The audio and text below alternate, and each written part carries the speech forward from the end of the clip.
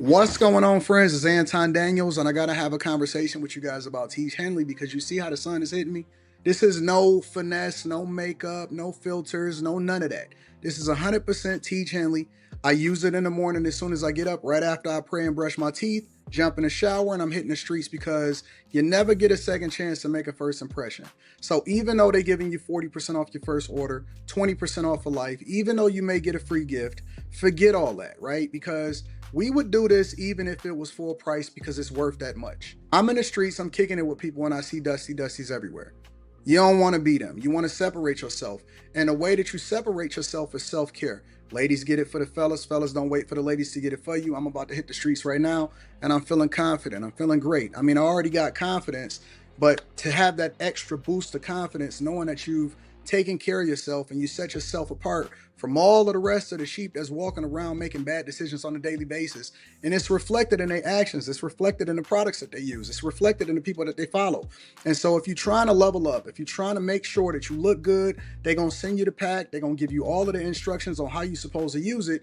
Then make sure you get your Teach Henley. Again, 40% off your first order, 20% off for life. Get your free gift. Make sure you tap in with your boy Anton Daniels because Unc is never going to lead you wrong. I would never have you use a product that I don't use myself. Again, they've been rocking with me for a long time. Make sure you get your Teach Henley. I love you. I appreciate you. I'm going to holler at you guys later.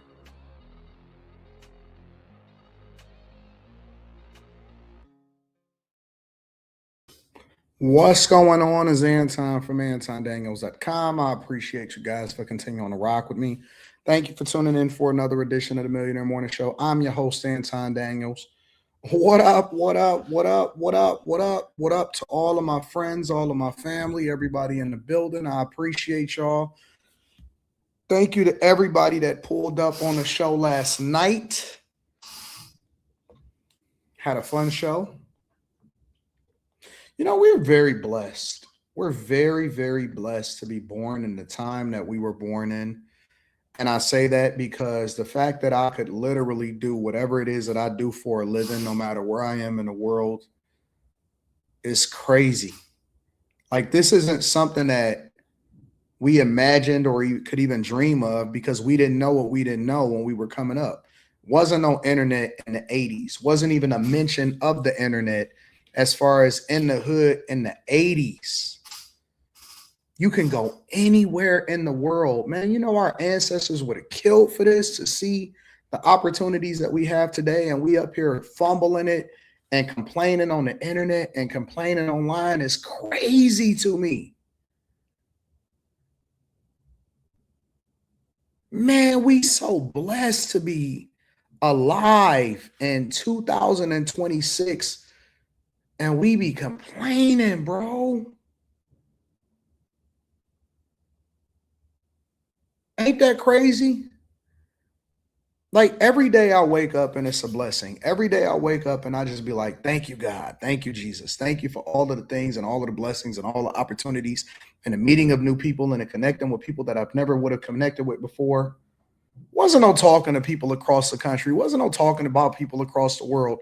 It wasn't no parody when it came to content creation or journalism. Journalism was based off of you getting with a big network and giving you an opportunity, and then you trying to figure it out from there. The internet gave us the opportunity for parody. It gave us the opportunity to compete. You're not getting no Nick Shirley's. You're not getting no Candace Owens. You're not getting the Don Lemon. You're not getting any of these people, regardless of, you know, if you align with them politically or not, or their talking points. You don't get any of these people if we don't make the advances in technology that we make, and we're very, very blessed. Very, very blessed to be living in the time that we living in. And so I thank God, not just for the things that he's done for me. I thank God for the things that we don't have control over. I thank God for being born in the era that I'm born in. I thank God for being born in the country that I'm born in. I thank God for being born a man. I thank God for being a black man.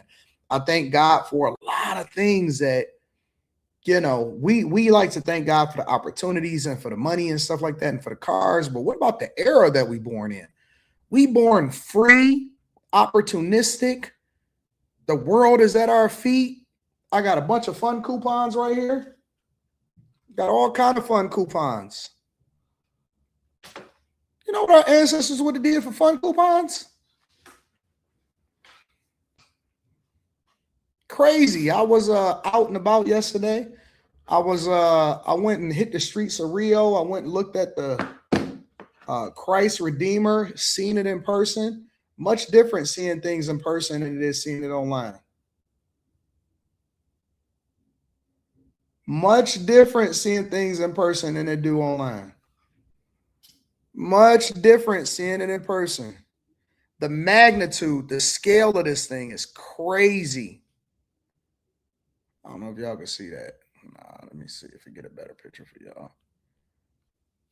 The scale of this thing is crazy. It's insane.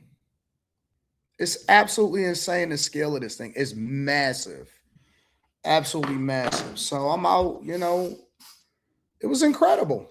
It was incredible. Went out into the streets yesterday, seeing what was happening, connected with the people. You know, I might hit the streets again today. I am going to hit the streets again today. I ain't even going to cap. I'm going to be in the streets. What's the point of coming to Brazil just to work? You know what I'm saying? One of the things that was on my bucket list. Go visit Christ the Redeemer, the whole statue. I want to see the magnitude of it. It's dope. Absolutely awesome. Yes, I am, Heather. I am in Brazil. I am in Brazil. I'm in Rio, specifically Rio. But did y'all know that Brazil is massive. It's more than just Rio. It's a huge place. It's a massive place. So had an opportunity to leverage my my Ray-Bans, my Meta glasses. I was using those to capture the statue. It was awesome. It was awesome. Somebody says, so this is an actual vacation, not business. Oh, it's 100% business. Always business, baby. Always business. Just because you get out and you enjoy wherever you at, don't mean that it's a vacation. I do the same thing at home. At home, I try to get out as much as possible to get into the street, see what's happening, have a good time. You know, I got to see the church in Barcelona that has been and is still getting built for the past 200 years. All right. Do you wear the same black shirt every live? I wear the same style black shirt every live. Let me see.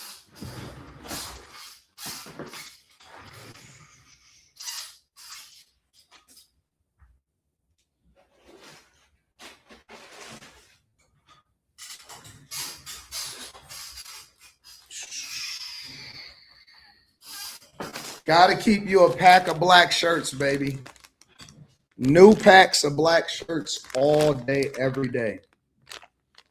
I actually learned this from the network executives. Look at Steve Jobs. You build a uniform. You know what I'm saying? Get you a uniform and you stick with it.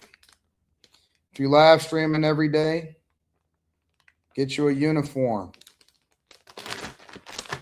So just get a bunch of black shirts. You know what I'm saying? Just get black shirts, black shirts, black shirts. So I keep a fleet of black shirts. You don't want to wear the same black shirts. You just want to wear the same style. Same style black shirt. So I keep them in packs. And when I go out of town,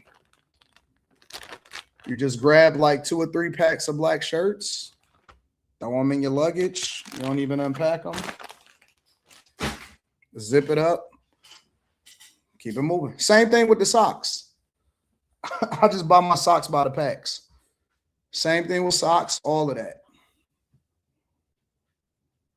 Y'all said it's lagging a little bit. It's nothing I can do about that. I've pared it down to 720p. I've lowered the latency without trying to sacrifice quality. I've eliminated all of the different background programs that I could be running and all of this stuff. So, oh, wait a minute. Let me see something. How about this? I know how to fix it. It might be lagging. You're right. You're right. All right. Hopefully it clears up. You're right. I'm glad that y'all pointed that out because I did have something that I didn't know was running in the background. So hopefully we clear up within the next couple of minutes, and then we'll continue on with the show.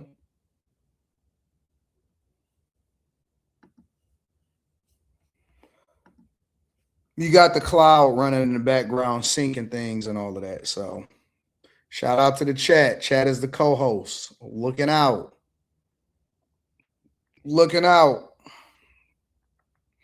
I'm not giving y'all my black tea plug. I don't make nothing from that. That's the problem. See, when they give me the plug, my black t-shirts are expensive. They're more expensive than a regular t-shirt, I will tell you that. Somebody says I still didn't get my hat. You haven't ordered one yet because I haven't dropped the link for you to order it yet.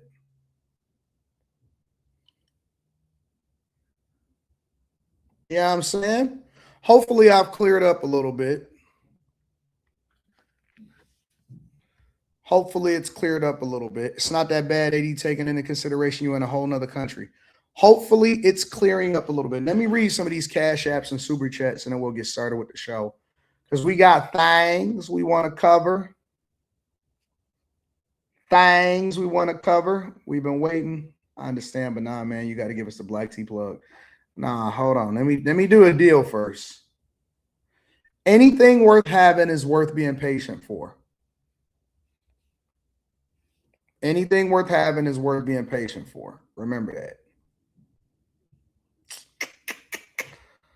Shout out to Mike, that dude. I appreciate you, Mike, that dude, for holding me down. I also want to give a shout out to my dog, Spencer Campbell. Spencer Campbell says good morning and what up to the bag chasers. I've been recording. I'm just going to put it as one big video. One big video of what's happening over here in Rio de Janeiro. Chat from Morris says, just finished watching the LA mayoral debate. It was entertaining. And so was the California governor debate. Let's hold on that. Where you get them black tees from, shout out to you, AP. I did give y'all that insight. California debates. Let's talk about it.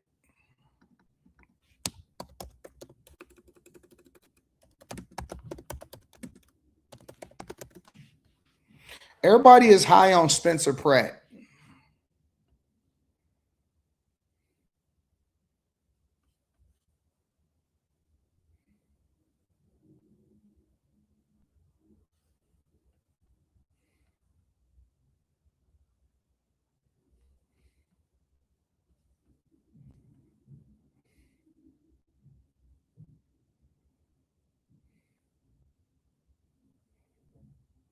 We'll get there in a minute.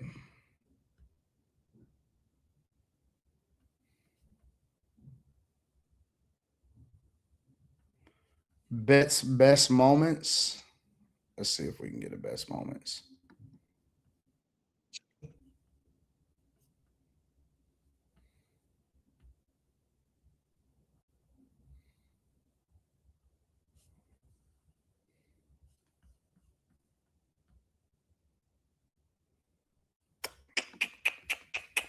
Let me share my screen, see if I can get some popping off. Make sure y'all hit a like for the algorithm, subscribe to the channel, and turn on your notifications. The mayor, Karen Bass, is the 1,000 firefighters that were available, but there was no engines for them because of the $17 million that Chief Crowley had asked the mayor for 9 weeks before, and Mayor Karen Bass denied it. So they may have been available, but they didn't have the equipment they needed. Not to mention Janice Quinones, who Mayor Karen Bass put into her position of power at the LADWP. She drained both of these reservoirs that these firefighters needed to put out these fires. A lot of people will talk about climate change and hurricane force winds. The winds in the Pacific Palisades never reached higher than 40 miles per hour. For those first 6 hours, they didn't go above 27 miles per hour. So without those two reservoirs filled with 117 million gallons and 5 million gallons, these firefighters had to fly all the way to Malibu and Encino to get water. So that, to me, is the most dangerous thing that the mayor put us up against. Mr. Pratt, follow up here, though. What would you do moving forward that would make this better 2 years from now if we face the same situation? Well, first off, as mayor, I will never drain the reservoirs that we need for wildfire protection. There's this conspiracy now that they're empty, that they were for drinking water. But if you research it, they were actually made for wildfire protection. As mayor, I'm going to add 20 dip sites all around the communities connecting to pools. So God forbid the water system goes down again, these dip sites that will be connected to individuals' pools will fill up for the helicopters to have water. Mayor. I think that this is an easy way to. I don't like Karen Bass. I think that she's one of the worst mayors in America. But let me say that it's always easier for a challenger to say what they would have done in hindsight. And I understand that, what's his name? Spencer Pratt. I think his name is Spencer Pratt. I understand that Spencer Pratt was one of the people that actually lost his homes in a wildfire. But to give a simple answer like that, I think is misguided, but it's easy for people to lean into. If you look at a win a debate or you're looking to make your opponent look incompetent, then that's something easy to have a conversation about in hindsight. The thing that I want to understand, and the question that we should be all asking ourselves is, well, so David says, yes, AD, he's just talking honest. All right, well, let's mine it out. Let's mine it out, right? Let me tell you what the real solution is in California. And this is the reason why you need business people. This is the reason why you need people that don't have an oversimplification of what the political process looks like to have a conversation. How is Spencer Pratt going to get the money to create these dip sites, and where will they exist? Because that is going to cost hundreds of millions of dollars to source, create, and make sure that it keeps filled. And who's going to create the budget for that, considering that California, let alone Los Angeles, California is tens of billions of dollars annually in a budget deficit.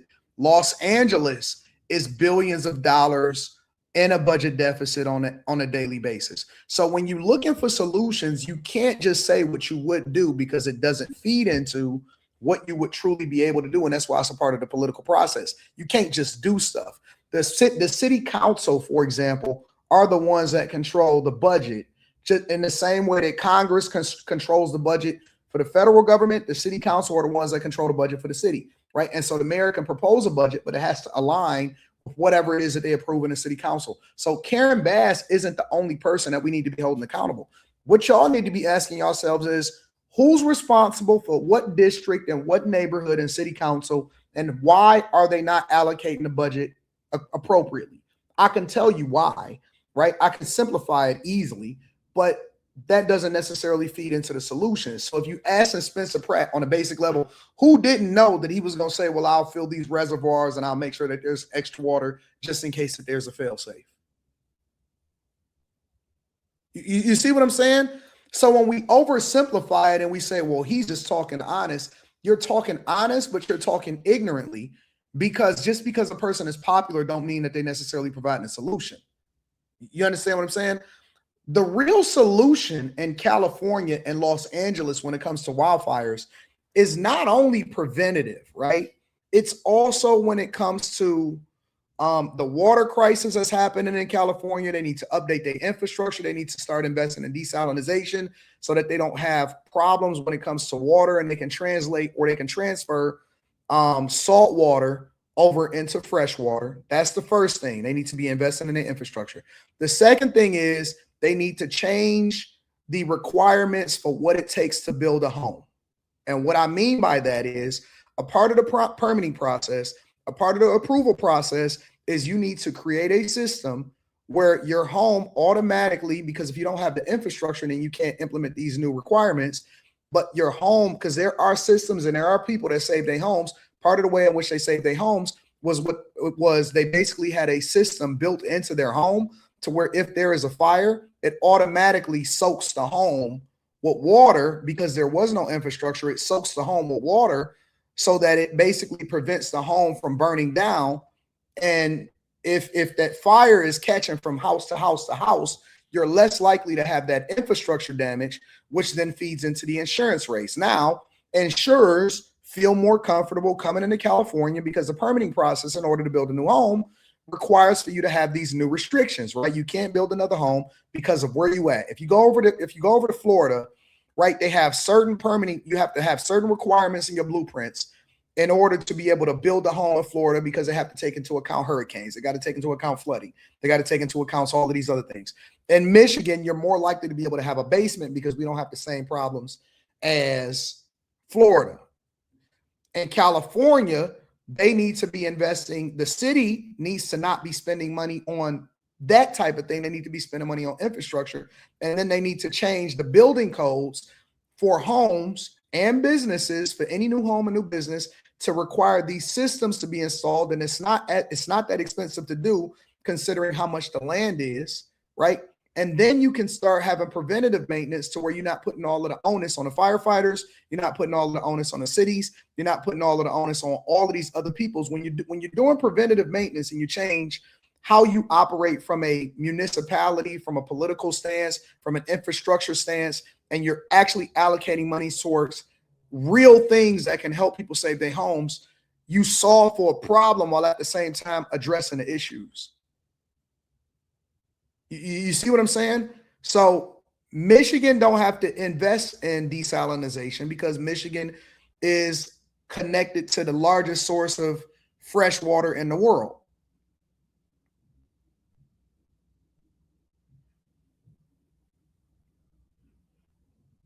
Somebody says he knows this already. No, he doesn't know this, because talking to an expert on a podcast is different than actually being a business person and building homes. The reason that I know this is because I'm intimately familiar with government, because I'm integrated. I talk to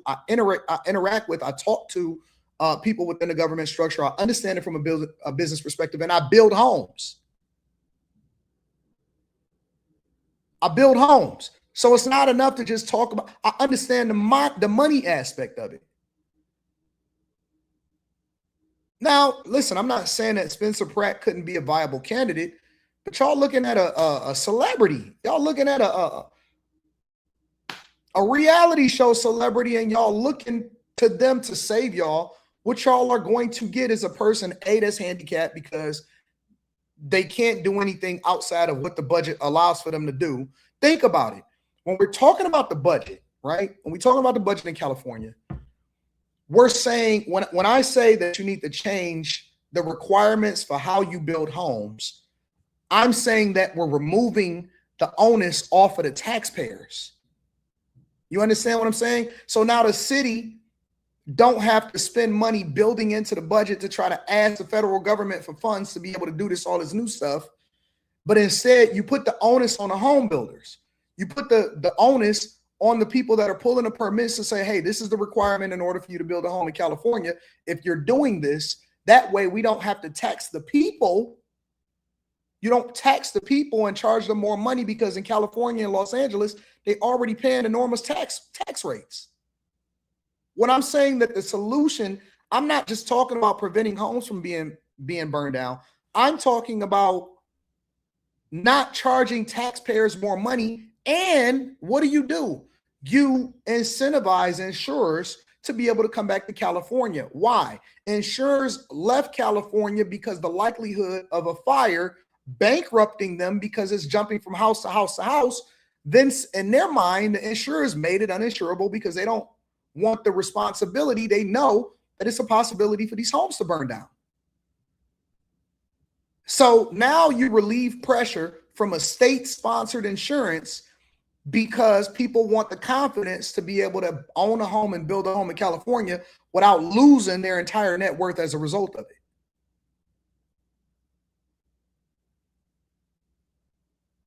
We need business people.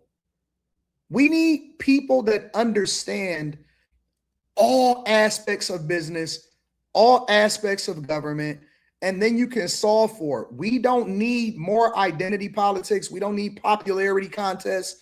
We don't need any of that, right? If you want to lower costs, You have to have people that think outside the box and understand not only the political process, but also the budgetary restrictions, understanding the red tape that you would have to go through in order to get certain things approved.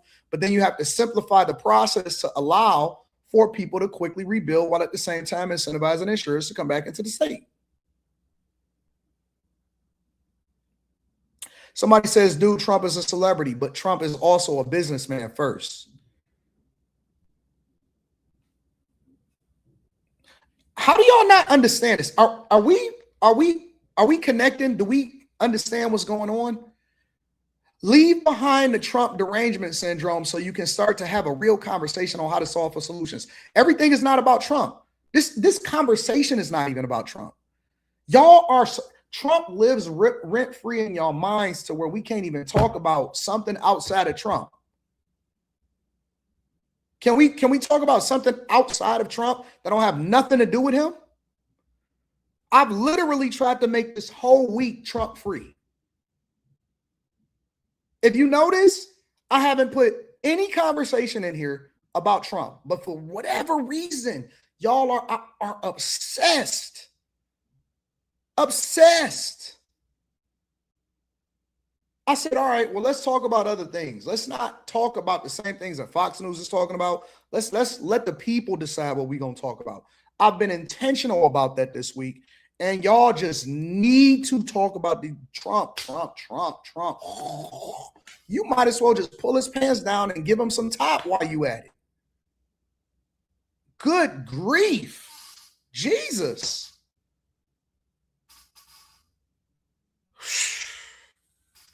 I'm saying that I need a cleanse for a second. Can I get a week off? I'm a Republican. I'm a conservative. I actually like Trump and the job that he's doing. I said, okay, let's take a break, y'all. Can we take a week or two to just get a break for a second? Jesus. Let me go get something to drink. Let me go get some water. Good gosh.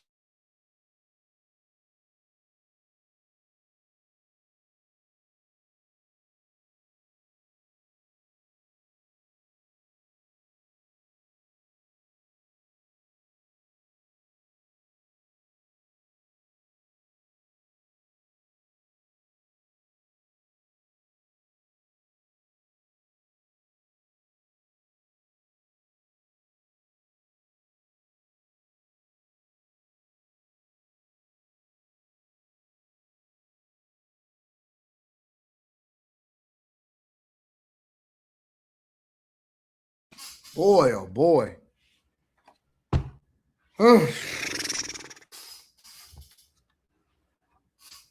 Cause man, it's like, are y'all good? Y'all good?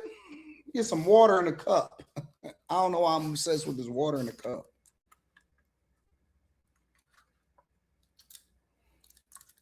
About to make me get some Henny. They sell Henny.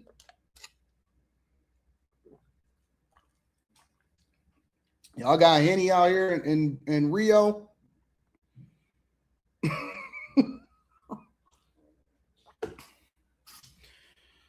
Whew.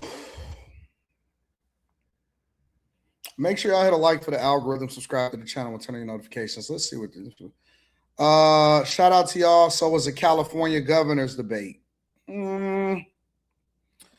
Eric TV says, good morning, AD. What up to Eric TV? I appreciate y'all. Make sure y'all tap into the Patreon. The best time to join the Patreon is the beginning of the month. Yeah, man. Yeah. Let me see what else is going on in these streets. Is it anything else that y'all feel like we need to address? I want to talk about this Hantavirus.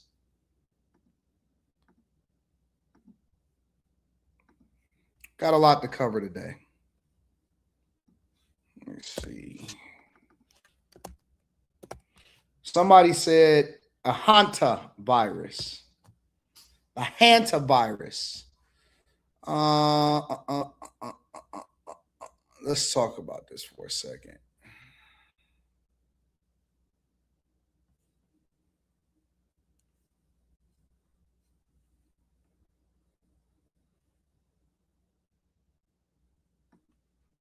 This morning, global health officials and those in the U.S. are racing to contain a deadly hantavirus outbreak as new cases emerge linked to in the Atlantic.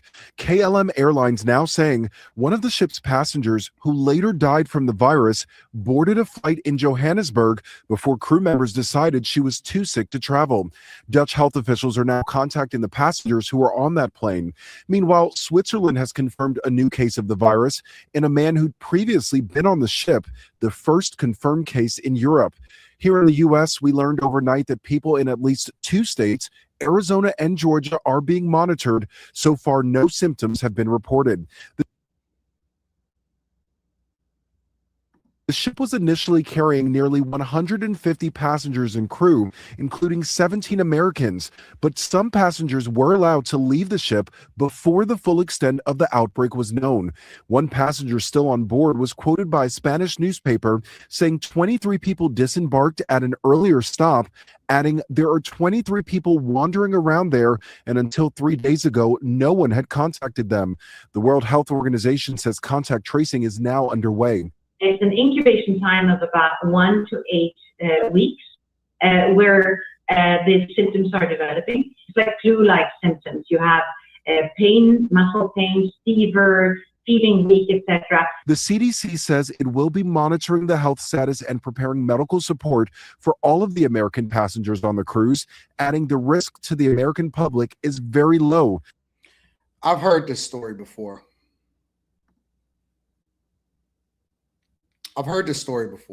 About 6 years ago, roughly 6.25 years ago.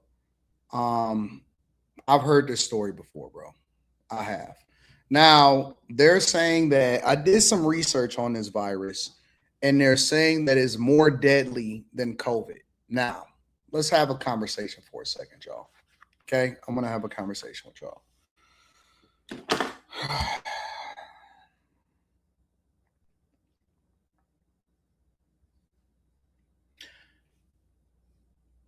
People act like, and I said this to y'all before, and we had this conversation before. People act like the pandemic never happened.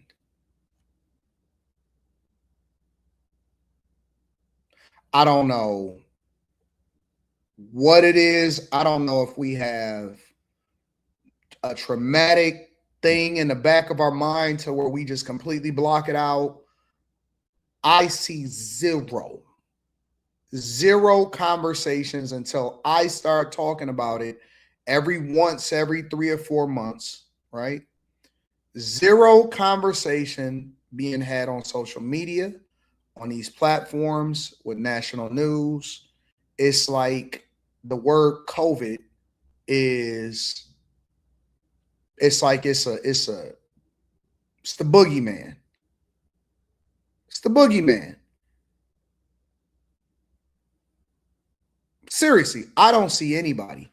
And I mine emails, I mine social media, I check out, I curate my algorithm a certain way. I don't see anybody whatsoever having a conversation about the effects of COVID. And I think that that's interesting because I was lucky. My family was lucky.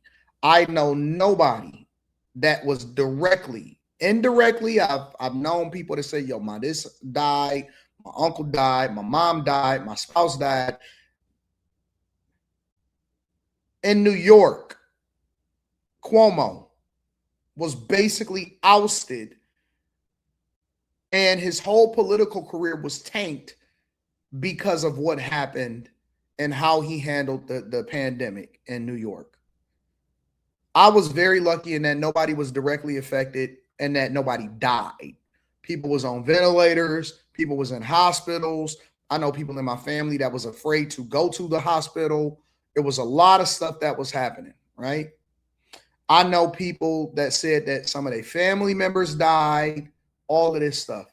And we act like it never happened. It never happened in our mind. For some reason, people have completely blocked out a portion of their life. When they talk about the pandemic, they call it the bandemic. They talk about PPP loans. They talk about unemployment. They talk about working from home. They talk about how they started social media, who blew up on social media during that time. Fresh and Fit, Kevin Samuels.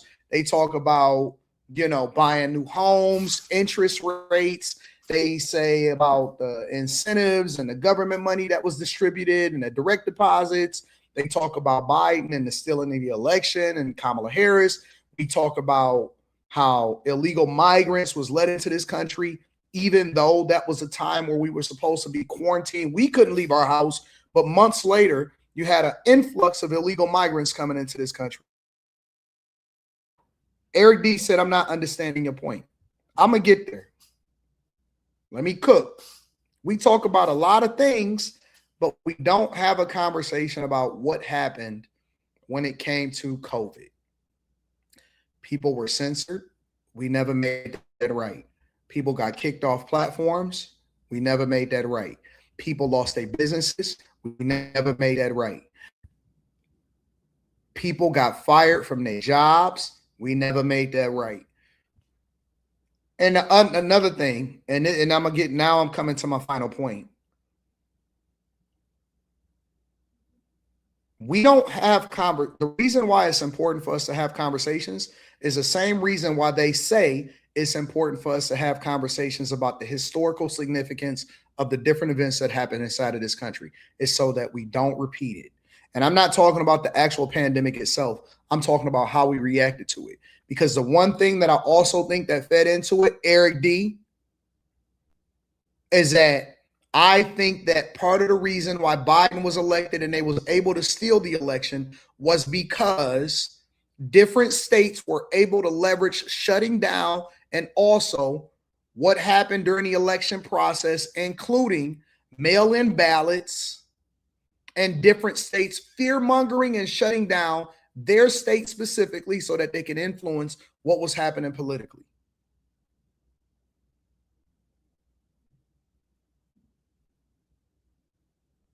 But we don't want to have a conversation about it. But in order for you to make sure that nothing happens again the same way that it happened before, we have to figure out to learn lessons. Even when you work in corporate America,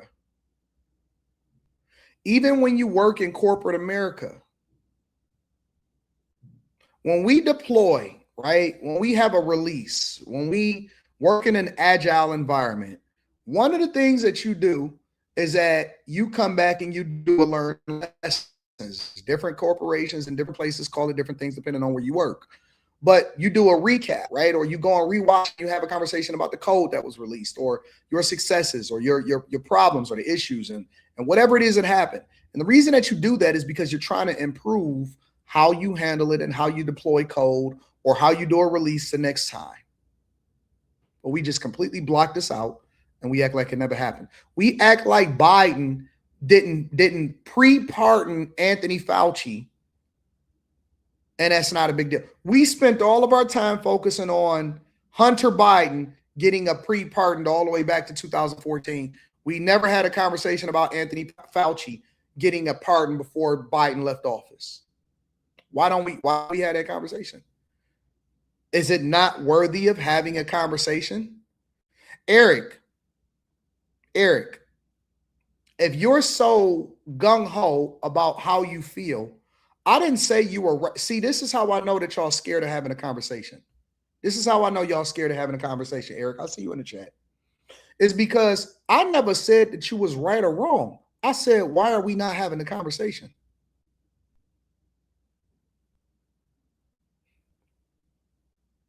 Now you throwing ad hominem attacks. You saying you people, y'all this, y'all that. You already in defense mode. I didn't say that anything was right or wrong. I said, why don't we have the conversation and talk about the learned lessons? Y'all already in a mess, in a shambles. Now you got the Hantavirus out here in these streets. Now they doing contact tracing. Now they trying to figure out who jumped off the ship, who didn't jump off the ship, how it transferred. Initially, they said that you can get it from rodents, somehow rodents or whatever, so on and so forth. You know where I'm going with this. Okay, cool. You said you, because it's the truth, and so you already know what I'm gonna say before I say it. So I don't get an opportunity to communicate. I just have to take what you think that I'm gonna say before I say it, and that's what I have to speak to. Anyways, here's my thing. Here's my thing. They say that it's deadlier than COVID, right? They saying that it's now spreading, and they now starting to have conversations about where the people could have possibly came from, who could have been impacted and affected as a result of it. All right. This is what I know for sure. One thing is for sure, and two things is for certain, regardless of where you stand on the political spectrum. Regardless of what the kill rate is, they say it's a 40% fatality rate. I'm unwilling to submit my civil liberties again. I was one of the lucky ones in which I had the type of resources that allowed for me, after a minute of seeing how this played out and we had to figure it out, I was able to actually go and move to Florida. Took me a week. I woke up one day, had a conversation with Rita, looked at how Leslie's school was going to be moving and stuff like that. And I said, listen, I'm going to send y'all some plane tickets. I'm going to take the car. We're going to need a car down there. I'm going to find us a place to stay. We're going to stay in a long-term Airbnb. We're going to stay in this condo. We moved to Midtown right next to the design district. We said we're going to have a different experience. I'm not going to be locked down. I'm not going to be told what to do. We out of here. And so we had the opportunity to go and move to Florida for several months, and it wound up being during the winter time. So it was a real blessing because we was able to change the weather from what people was experiencing here in Michigan, or I'm in Brazil right now, but over in Michigan.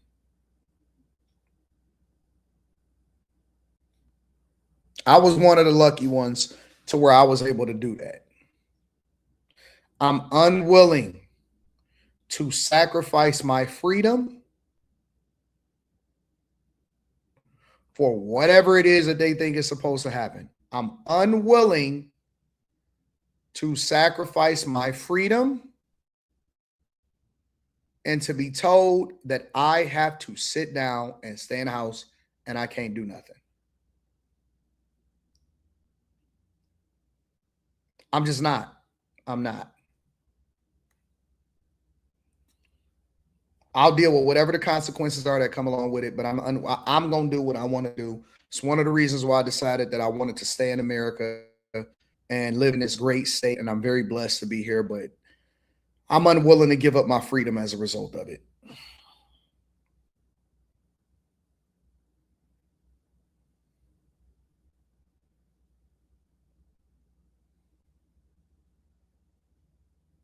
Just keeping it 100. Fool me once, shame on you. Fool me twice, shame on me. We didn't know what we didn't know because we've never been through this before. But I'm unwilling, and I've been following this story for a while, and I've been paying attention to what's been going on with this cruise ship. I seen a dude that was on the internet pleading. Let me see if I can pull that up real quick.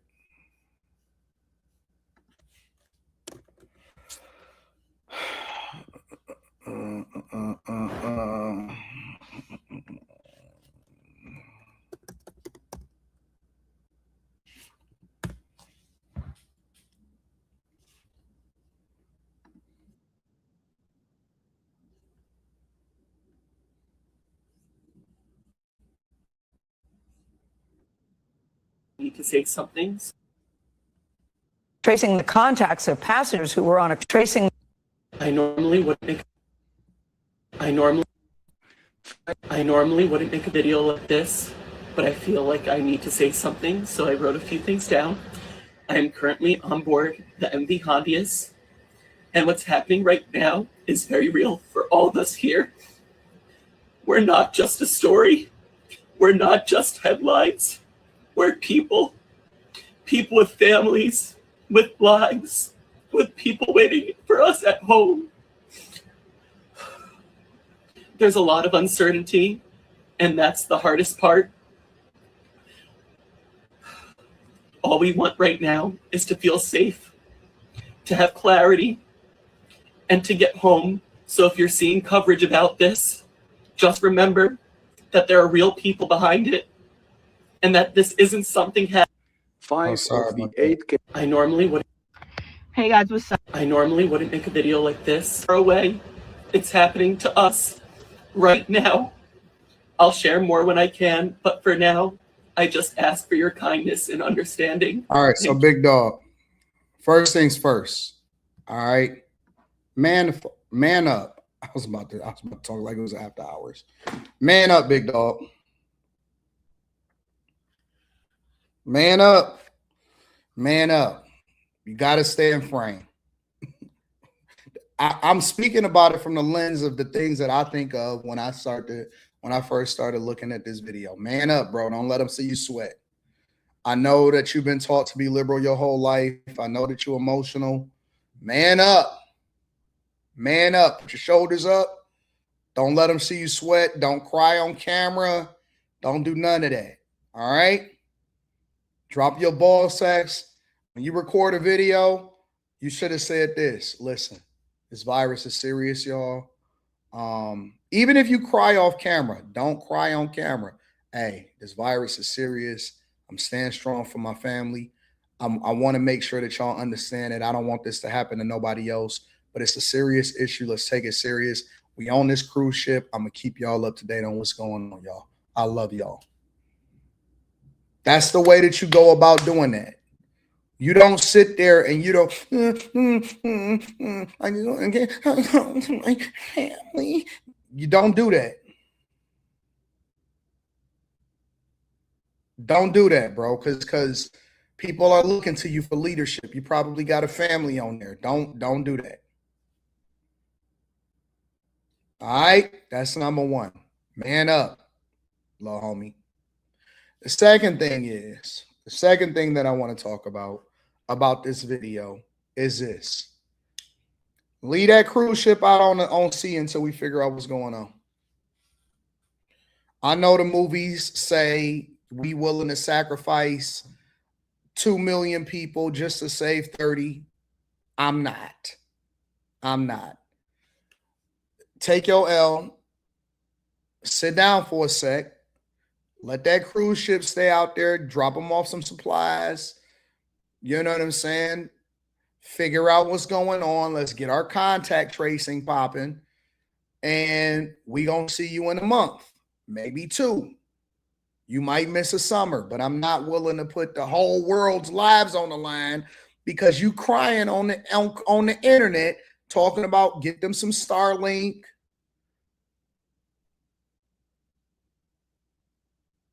I'm sorry. I am not the liberal. You know what I'm saying? Sit down for a second so we can figure out what's going on. We got the best doctors on it. We got this happening. We got this happening. You got to sit down for a second. We can't dock you and just let you walk around, big dog. We can't do that. We can't just let you go out there and go to the restaurant. You can't just go to the game. Have you ever seen the movie Outbreak?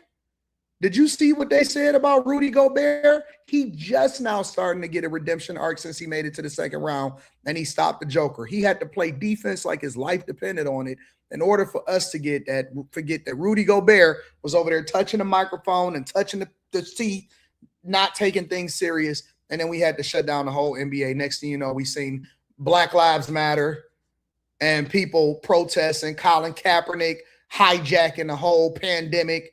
And we had to live through that nonsense. We had to send y'all into the bubble because we didn't take this serious. Sit down, big dog. Hold off. Hold off for a little bit. Maybe this will get that sassiness about you. Never cry. Listen, fellas. If you're going through a problem, I'm not saying that life events don't happen unless somebody pass away. Unless it's a moment where you recapping how, you know, your family member told you something and you made your dreams come true. Unless they tears of joy. Don't cry unless somebody passes away. And I'm pretty sure there's some other situations that I can think of, but I can't think of them right off the top of my head. Unless somebody is passing away, don't cry tears of fear. Tears of fear is gay. Children they can do it. You know what I'm saying? And if you have a son or something like that, the girls and all of that, they go, oh my God, hey, listen, I got this. We're going to be all right. Trust me, we got this. You'll be good. Tears of fear are gay for grown men. If you are an adult male and you're crying, tears of fear is gay. You'll never recover from it.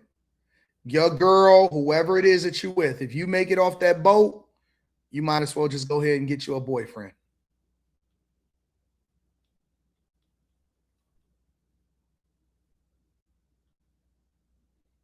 Somebody said that guy is gay, though. He has a man in his arm. Well, duh.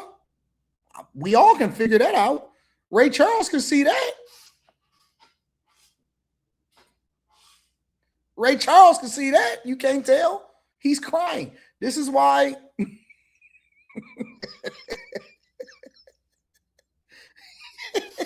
You can't tell. I could tell he got a boyfriend.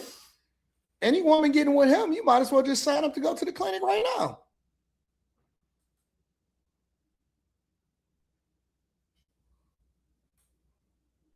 You might as well just lay on your back. When you get home, your boyfriend just might as well just arch you over and just have his way with you at that point. Because that's real sassy. Oh, my God. Oh. It's a real thing. It's a real thing. I don't want to die. Boy, go out with some dignity. Don't let your final moments be with your wrist like this. Get you some dignity. Man up. If I go out, I'm going out like a soldier. Just know that if I go out, I did it for y'all. God bless America. That's how you're supposed to go out. Go get you some box. This might be the last box that you ever get. At least you're going to be quarantined on a boat for a little while. Forget it. We all on the boat together. Where the hoes at? Hey, over there by the buffet, big backs. Don't even matter. Ain't nobody going to know. Ain't nobody going to know. Make sure you guys set up.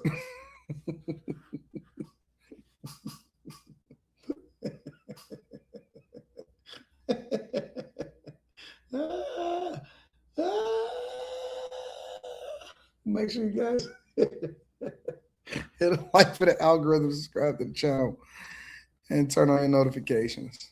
Oh, man.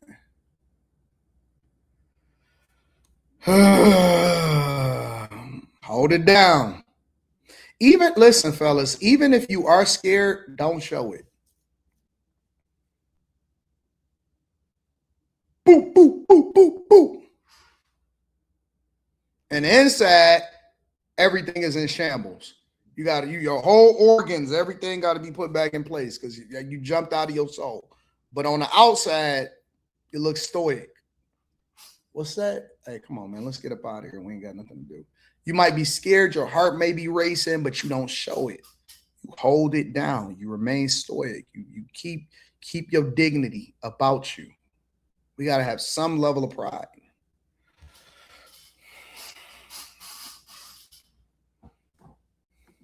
Shout out to my dog, Peter Beast in the building. Peter Beast in the building. Says, how have you incorporated automation into your real estate and other business ventures? How are you using it to vertically scale if you are doing so? I don't. Like a lot of times people think that you need to implement everything that you learned in corporate America into every business. I don't think that that's necessary. I don't think that that's what you're supposed to do in every business. Everything is not about scaling or scaling fast or automation. It's not. I believe in doing things more efficiently. I believe in leveraging AI in order to streamline some of the processes, but automation is not necessary. I think that some things need to be custom. See, this is the part that they're not going to tell you. They're not going to tell you and be honest about different businesses do not necessarily need to be automated, right? When you talk about real estate, I'm not trying to get as many doors as possible. I'm a hands-on business owner. I walk through every business, every home that we build in on a regular basis. I go in here and I talk about it. Hey, no. Listen, we need to put some crown molding here. I want 9-foot ceilings, not 8-foot ceilings. We want to make this longer. Listen, this lot is shorter. So what we want to do is we want to make the garage longer because we're going to do back-to-back cars instead of side by side. I don't believe that everything needs to be automated and scaled up. I think the real luxury now, right? The real greatness in business is paying attention to detail, not automation. Automation is the lowering of costs so that you'll be able to put out more product because you have thinner margins. I'm not interested in thinner margins. I'm interested in expanding my margins by giving a better quality product. The only way that you can do that is to remove automation and start being more hands-on. I think that customization is the real luxury nowadays. Physical is the real luxury. I don't believe that everything has to be automated. If we build in a plant, if we're making car parts, if we're trying to sell as many light bulbs as possible, then we can have automation. When you're talking about real estate, when you're talking about custom homes, when you're talking about content, I think that the paying attention to right now, we may scale when it comes to being able to put out better product and more quality product when we create templates, right? But at the same time, everything needs to be custom. Everything has to have an eye on it, right? I think that every thumbnail needs to be paid attention to. Every detail needs to be paid attention to. Every aspect of how we go about live streaming need to be paid attention to. I don't like the idea that everything is automated and scaled up. I think that customization and curating it for your specific market is the real luxury.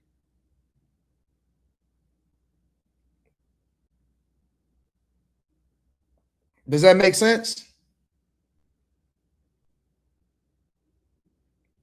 I'm not interested in scaling. I'm interested in making sure that I tend to my core and my group and my audience and the people that I cater to. I think that less is more nowadays. I don't like scaling. I don't like automation. I think that less is more.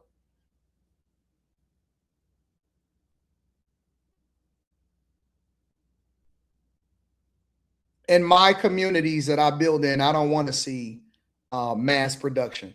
I'll give you an example when it comes to real estate. I absolutely hate when I see communities and all of the homes look the same. I think that you actually lower the value of the homes because there is no difference between this one and that one.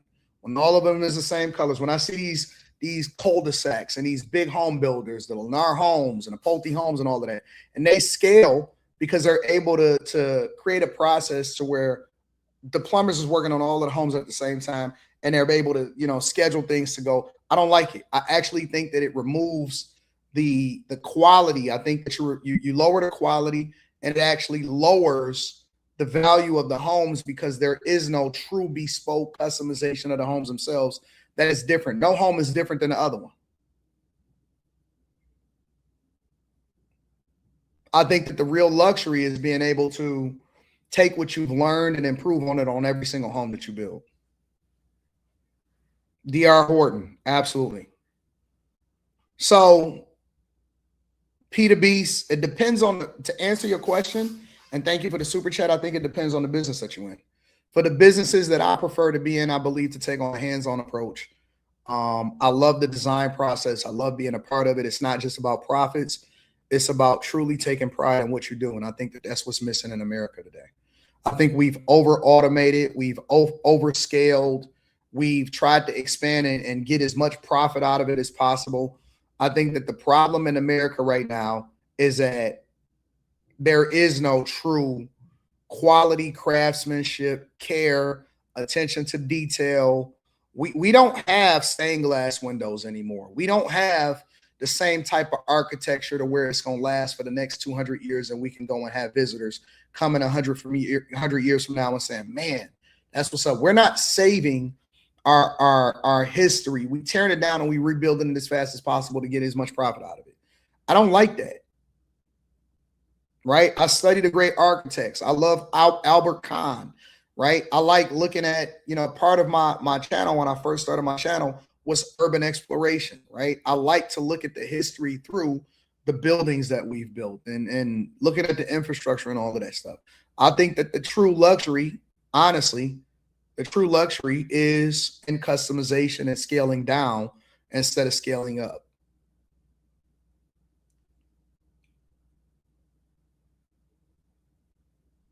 I'd rather build one home, and I'm speaking figuratively, not real figures. I'd rather build one home and make 500,000 and build 20 and make $1 million.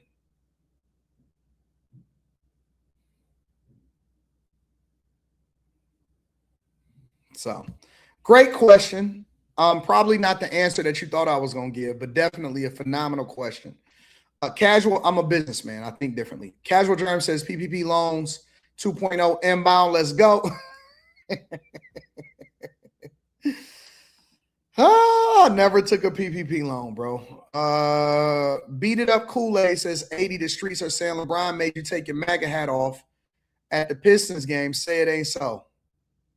How am I at the Pistons game? What? Who told you that? Get the hell out of here. That's crazy. How am I at the Pistons game? I'm in Brazil. We haven't even played the Pistons. I mean, we haven't even played Los Angeles. It's the playoffs. How can somebody make somebody do anything and we in the playoffs? What are y'all talking about? Y'all just saying stuff? That's pretty interesting. Mr. Joe says, did you hear that Charlotte Mayor V. Lyles is going to resign in June? I didn't hear about that. I don't believe that. I think y'all just saying stuff as far as the whole playoffs thing. I mean, as far as a LeBron thing. I'm sorry he has to tighten up, says Wyatt B. Jadion says, people forget that the ones making the rules at the time of COVID wasn't even following their own rules and having parties and gatherings in the hospital. The CDC guidelines were a joke as well. Hey, remember when Gavin Newsom got in trouble for that? He was having a party and he was telling everybody to shelter in place.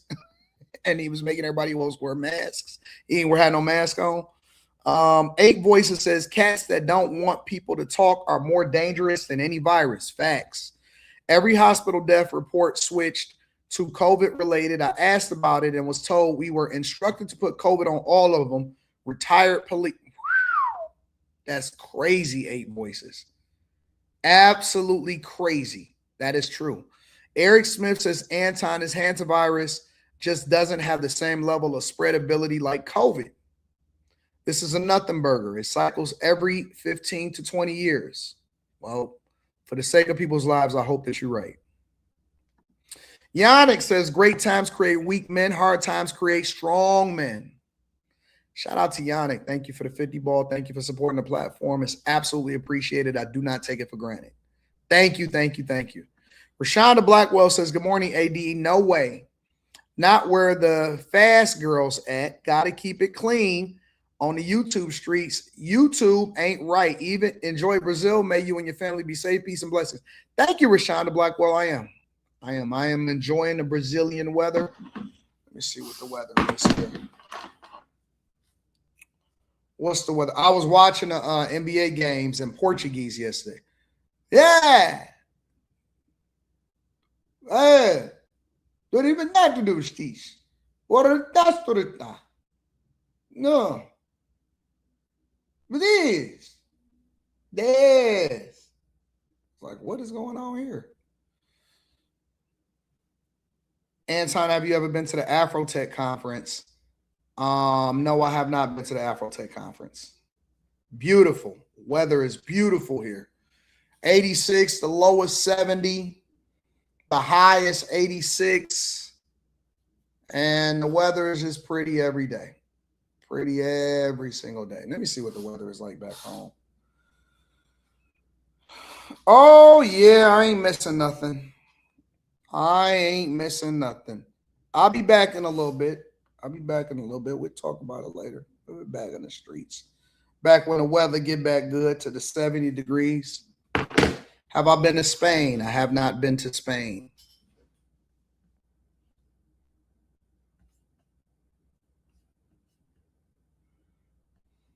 I have not been to Spain. What else we got going on? We covered the Hantavirus. We covered, what else did we cover? Oh, California debate, the Los Angeles mayor's debate. I want to share something else with you guys really quickly. You know what I want to do? I want to play poker. I want to play poker here. I heard that they got a pretty big poker scene here. So I might have to see what's happening out in these streets today.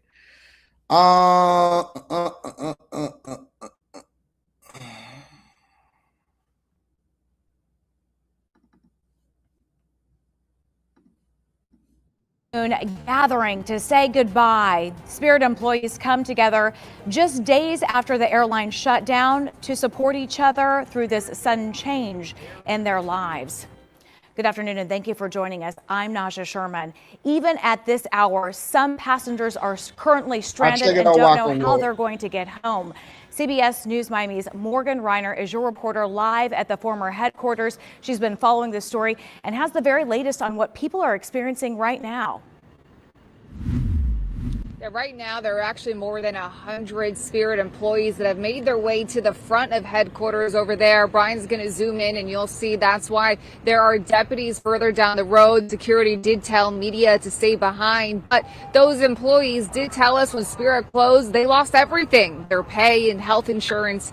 And as you mentioned, travelers are still scrambling to adjust their plans. Nadine showed up for her flight out of FLL Monday morning. The only problem, she was booked on Spirit. Now she says she's not sure what to do. She had heard rumors that Spirit was shutting down, but she never received an alert from Spirit, so she showed up assuming all was well.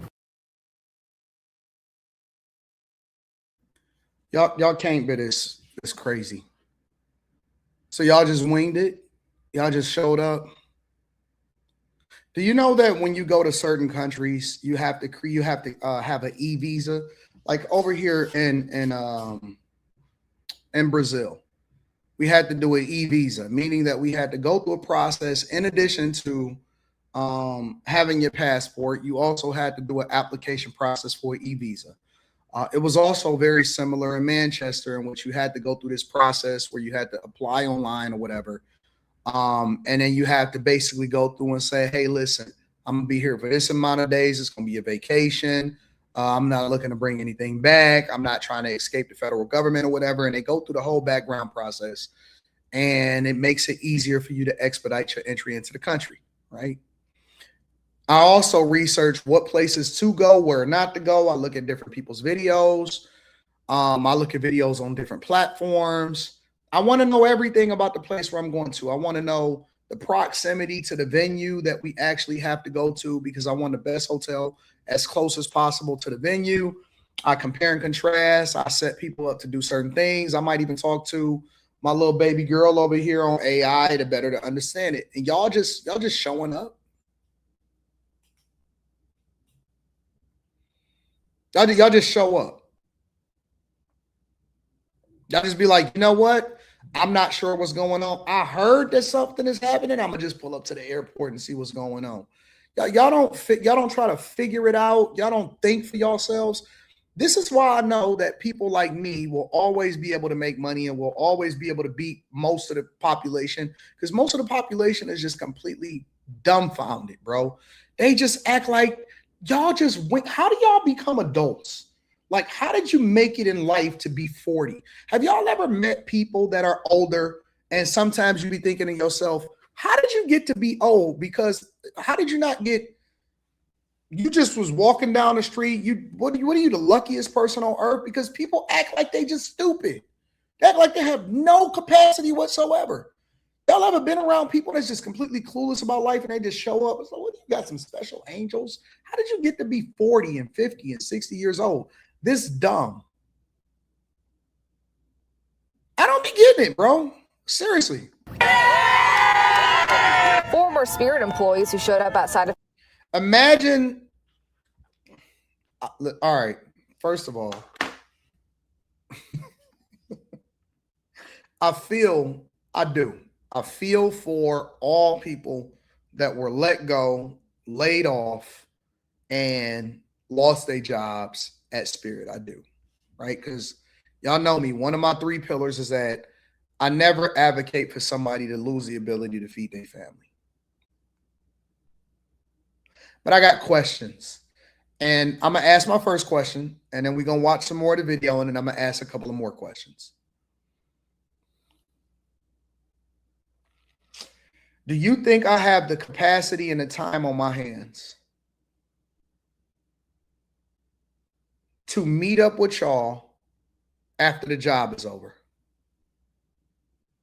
in uniform, like I'm about to go back to work? Just a question. I know other people do it. I know y'all like to stay in contact with y'all previous employees, and y'all like to be friends, and y'all like to go out and all of that type of stuff. But I'm asking, is that normal? Because I'm not that type of person. I'm not putting on the former work uniform. I'm not going to meet at the airport. I don't want to go and get coffee together. I'm not trying to preserve the uniform and the name Spirit or anything like that. Just curious, right? As a former employee who didn't get their last paychecks, I would be pissed. I would be absolutely pissed. Y'all in the air flying, knowing you're not going to get your last paycheck because there is no company, there is no HR, there is nobody to distribute paychecks. So y'all just out. You're just out. You're just out of a paycheck. Headquarters in Dania Point Monday said they didn't even receive an alert. Officially, we found out through the media. Spirit CEO says there was no alternative to shutting down, blaming the sudden and sustained rise in fuel prices. But Republicans blame the Biden administration for blocking Spirit's plan to merge with JetBlue. William Roman worked as a flight attendant for 10 years with Spirit Airlines. When you work for an airline, it's not like another job. You don't get to start over and take your experience with you. You start right back at the bottom. But even if everyone was okay starting at the bottom, Roman says there aren't enough positions open at other airlines. Now you can't just go to another airline because there's very limited jobs. The portals close very quickly from the time that they open. I'm not concerned about what everybody else is doing. I'm concerned about myself.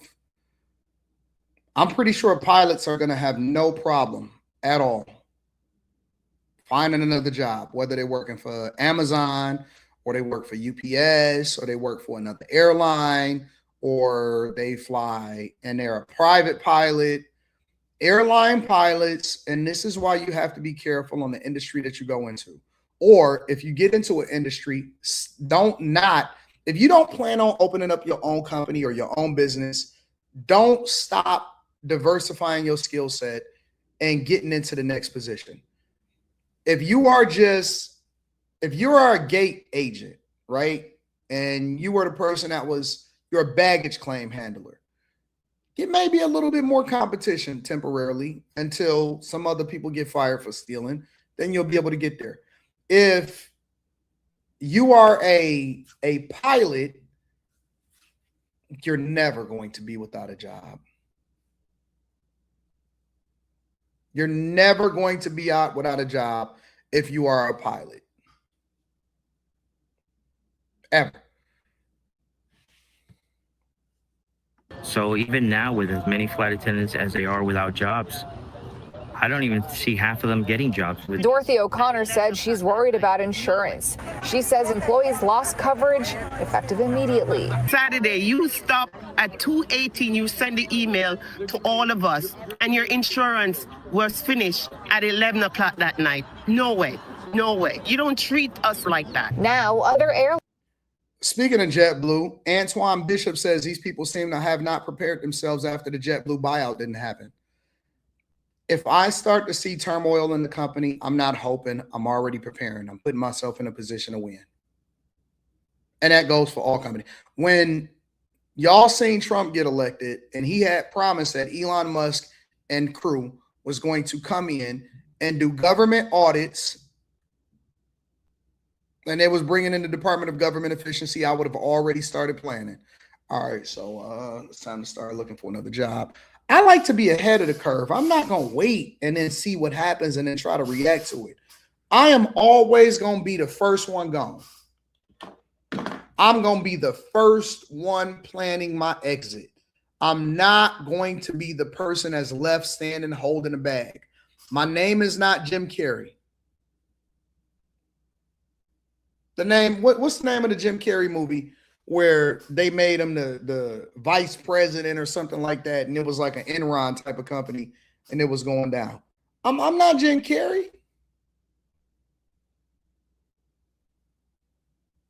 I'm always going to be ahead of the curve.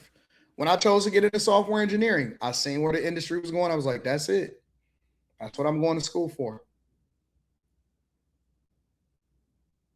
It's because we lost our jobs early on in life. Yeah, we made adjustments. Fun with Dick and Jane. One of my favorite. That movie was so funny. That movie was hilarious. I'm not fun with Dick and Jane. No. The minute that I seen that, y'all had all the signs for all of the Spirit employees. Respectfully, y'all had every sign available. JetBlue tried to buy y'all. Y'all tried to merge with Frontier. You filed the first bankruptcy. You filed the second bankruptcy. Then they started negotiating with the Trump administration. How many more opportunities do y'all got to do to get out? You had every sign, every sign,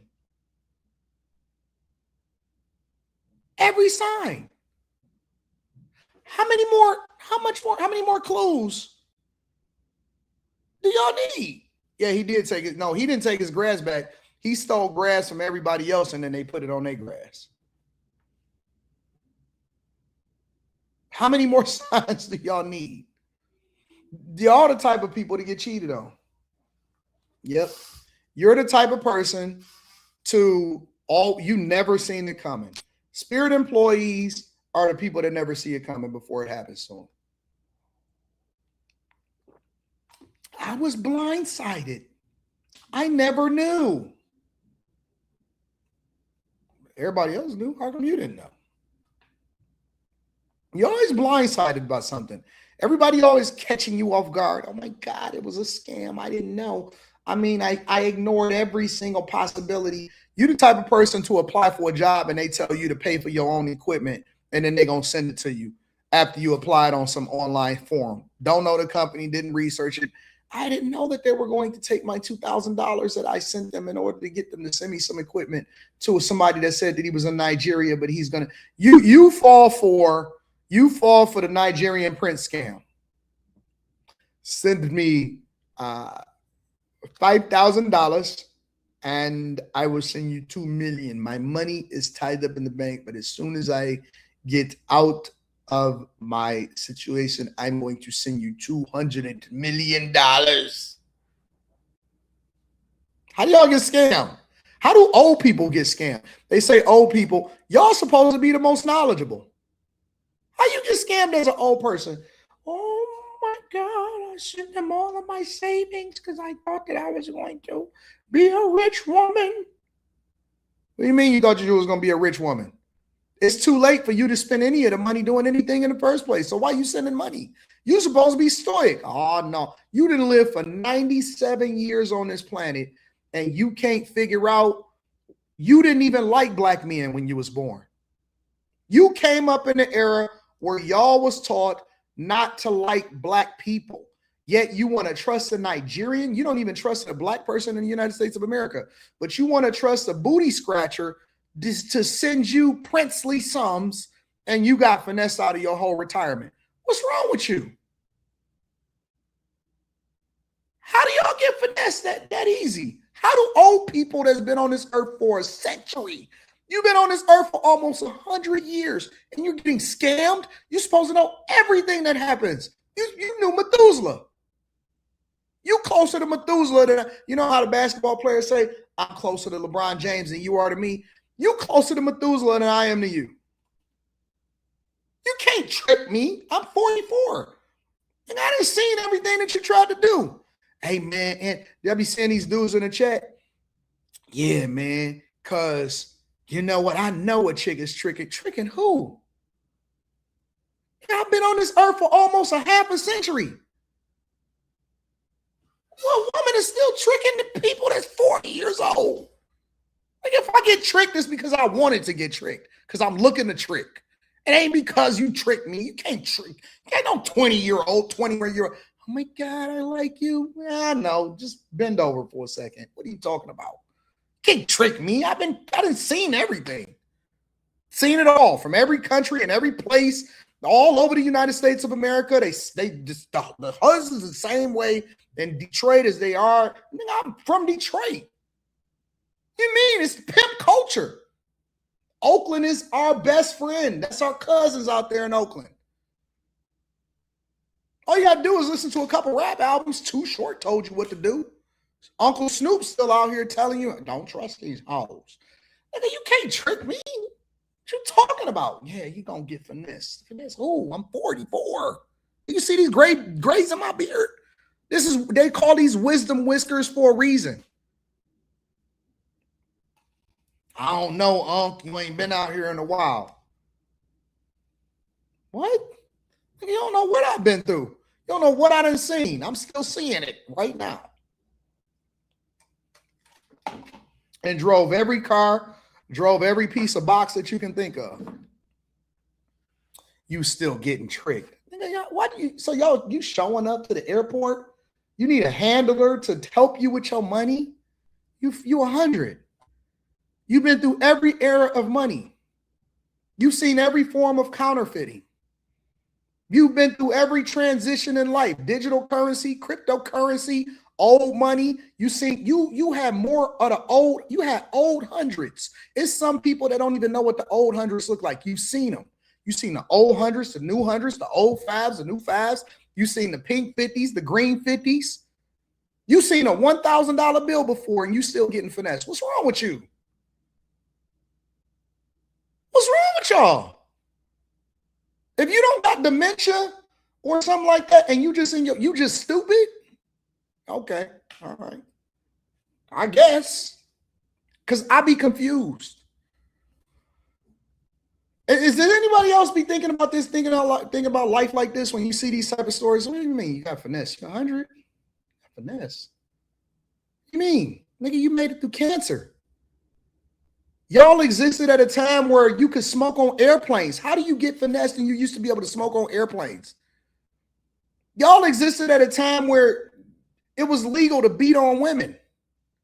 Women couldn't even vote. Y'all lived through the civil rights movement. You seen Michael Jackson die and you seen Martin Luther King die. You outlived Malcolm X. You outlived all of the Michaels. How are you still getting finessed? That don't make no sense. Old people know more about social media than the young people. Airlines like JetBlue and United are offering discounted flights for impacted Spirit customers. JetBlue said they're expanding flights out of Fort Lauderdale to help Spirit Airlines passengers, and they said that they are matching any loyalty status. And while there are more than 100 employees standing in front of headquarters right now, Spirit employed 17,000 people that are. Listen, I know that I'm the greatest show, let alone the greatest morning show, let alone the greatest independent show on earth, because we have real conversations here. We don't just go based off of the news. Oh yeah, the employees are getting laid off. No, how you still getting laid off? You should have quit. Ain't no more getting laid off after a certain age. We quit jobs. We job hop. We quit jobs like we quit relationships. We just keep on moving. Oh yeah, you not acting right? We might have more than one of you. I think that people at past the age of 40 should treat jobs like they treat people, like they treat relationships. Have a bevy of them all at the same time. That's my philosophy. I believe that if you are a man that got divorced, right? And let's say you out here in these streets, are you gonna repeat the same mistake again, or are you just gonna have a whole bunch of relationships? No, let's get a whole bunch of jobs, let's get a whole bunch of relationships, let's have a whole bunch of things in the pot. Next man up. I call it the bullpen. What do you mean? Next man up. This bar don't work, we going to this bar. They don't treat me right over here, I'm going over there. Getting laid off. That's a young man's game. We quit. We don't get laid off. We don't listen. We lay ourselves off. We quiet quit. We just keep getting the paycheck till they realize we're not there no more. Wait a minute. When is the last time you've been here? We still keeping them on the payroll?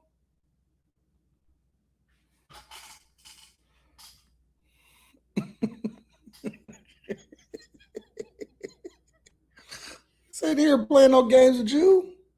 I already got another job. I've been working at it for 3 weeks already.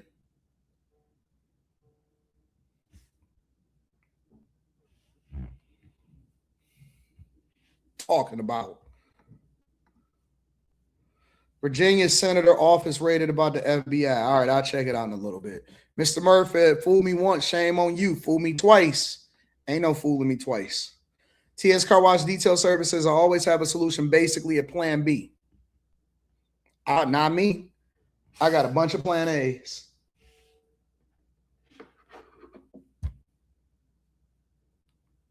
Are you hearing what I'm saying? Y'all not hearing me. Y'all be having plan B, plan C, plan. I got a whole bunch of plan A's all working at the same time. That plan A is working. This plan A is working. This plan A is working. And that plan A is working. I got a bunch of plan A's. No plan B's, no C's, no D's, no E's. I got a bunch of plan A's.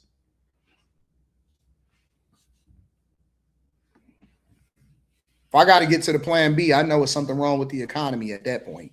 King DJ Trick says someone else is keeping them alive. Anton Trust and everybody knew Spirit was going down, so why not apply for another airline while working at Spirit? I saw a $1 flight to Detroit last year. Talk about it. Talk about it. King DJ Trick says movie was fun with Dick and Jane. One of my faves. Yeah, that's one of my favorites also. Wonder if Slimmy seen that one. TS Car Wash and Detail Service says, you didn't see the Beekeeper Jason Statham movie? I did see the Beekeepers Jason Statham movie. I thought it was a nice, good movie too. Just a Brown Girl in America says, they swear they time on this earth makes them all knowing. Never mind the fact that they had little to zero access to the information. They do have the access. I have to hold my tongue constantly and not call them dumb. We need to start calling these old people dumb. You dumb. Oh, you a dumb fool. What y'all think that they was good people when they was younger just because they old? No, they old fools. It's some older wise men, wise people, women that can give you some game, and it's some dumb ones that just stumbled their way through life. Brick Squad G says, Eminem 8 Mile, you don't know what the F I've been through. But I know something about you. You went to Cranbrook. That's a private school. Oh, I think I got like a limitless brain. Like I unlock pockets of my brain depending on what the conversation is at that particular time. Old Dog says, cut to scene. So is there anyone in leadership that can save us? You turn around and all you see is Karen Bass head. We in trouble. You in trouble. I don't look to no politician and nobody to save me. I look to capitalize off of whoever is in office at the time. It don't matter who it is, Democrat, Republican. I prefer for a Republican and conservative to be in office so that we can actually fix the country. But make no mistake about it. We're going to get to the bag no matter who is in office. We just going to make adjustments and we're going to pivot, baby. I don't need nobody to save me. I can save myself. We saving ourselves over here in the Bag Chasers. If you're a bag chaser, if you're not a bag chaser, make sure you tap into the Patreon. Link is in the description as well as pinned to the top of the chat. We're not dependent on nobody. Tyrone Dub says, this just said in 2026, tears for fear is gay. Hashtag not giving up my freedom again. Facts. TS Car Wash and Detail Service says right now you have Plan D Wi-Fi out there. That's all right. It's okay because we still getting that content out. You see these videos dropping while you still watching this live stream?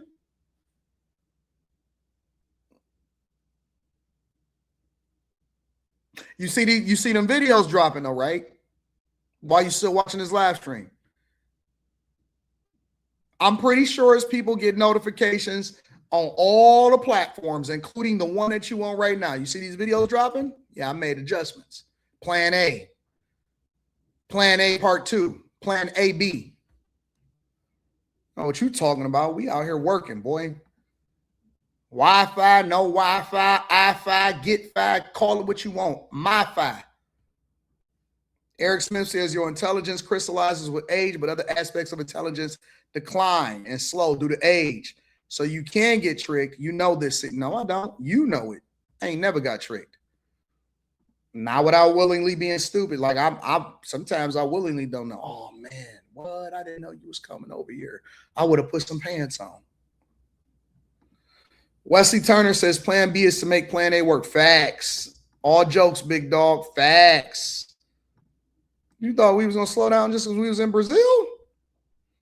That's the other content creators. Hey guys, we're gonna not be dropping videos because we're gonna be taking a vacation. Where? But you can't do two things at once. I was over there looking at Christ the Redeemer. I was looking at it. Taking pictures. See that?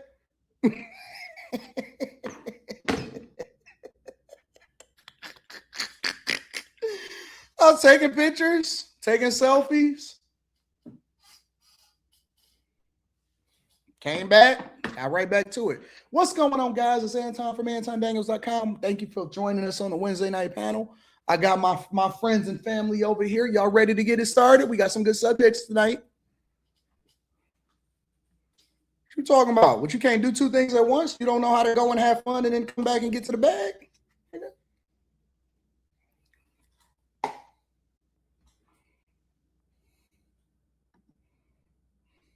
I don't know. Maybe I'm from a different era. I'm from Detroit. We hustle over here, so it's a little bit different for us. Let's go over to layoffs. Let's go to layoffs. I like talking about certain things. You Spirit employees. I heard that y'all was trying to organize a movement. Well, first of all, let's hold on for a second. I heard y'all was trying to organize a movement to buy Spirit. Is that true?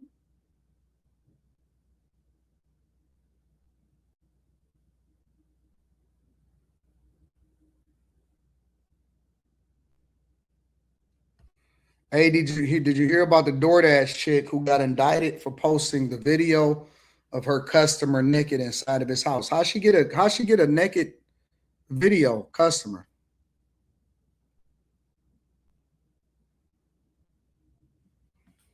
It's crazy. I don't want to put no peen. Only peen that's gonna be on my screen is my own peen. Know that.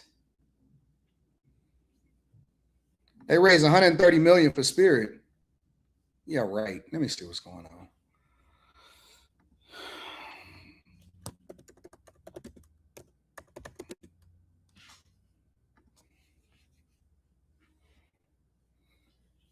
I don't believe you.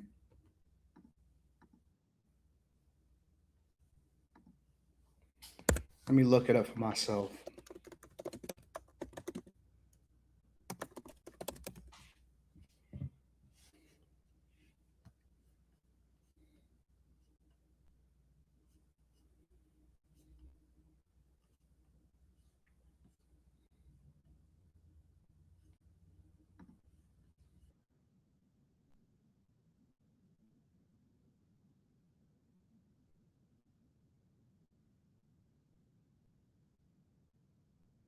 Peterson, a voice actor on TikTok, posted this video saying he had an idea how the people of the United States, people like you and me, could buy Spirit. That video has been seen more than 5 million times. He posted another update shortly after while the first video was blowing up, and his update video also has more than 5 million views. Then came the website, and you have to see this to believe it. As of recording this, more than 133,000 people have pledged more than $130 million to buy Spirit Airlines. And people are clearly fired.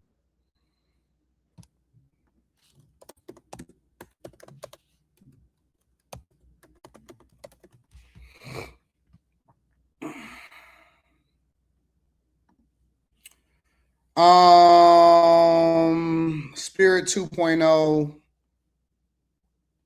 owned by us, how it works. All right, so let's first go to the video and see what he's talking about. Spirit Airlines, insane news. Okay, I just got off 2 calls. One with. Okay, hold on. Let me back up for a second. Where's the original video? Okay, I had a genius idea. Spirit Airlines just went bankrupt, right? I'm the guy that flew Spirit Airlines for 24 hours straight. There's more than 250 million individuals over the age of 18 in the United States. Now, if we took only 20% of them and paid basically the average fare of a Spirit Airlines flight, which is somewhere around $30 to $40, we could buy Spirit Airlines. This is a genius idea. We nationalize Spirit Airlines, owned by the people. Airlines gone. We make a new airline. Let's buy an airline. I should make a bet enough for this. Okay, I had a genius idea. Spirit Airlines just went bankrupt, right? I'm the guy that flew Spirit Airlines for 24 hours straight. There's more than... Oh, this is not his account. Let's go to his original account. Which is his? Hide the Hunter. Hide their Hunter. Okay, so let's go to his original. We don't want to give...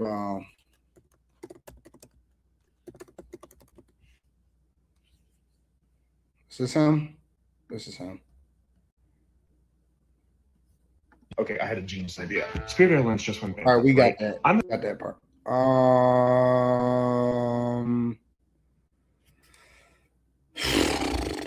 Hi, good morning. It's Hunter Peterson, potential maybe future CEO of Spirit Airlines if this all works. I went to sleep after the website crashed and just woke up to insane.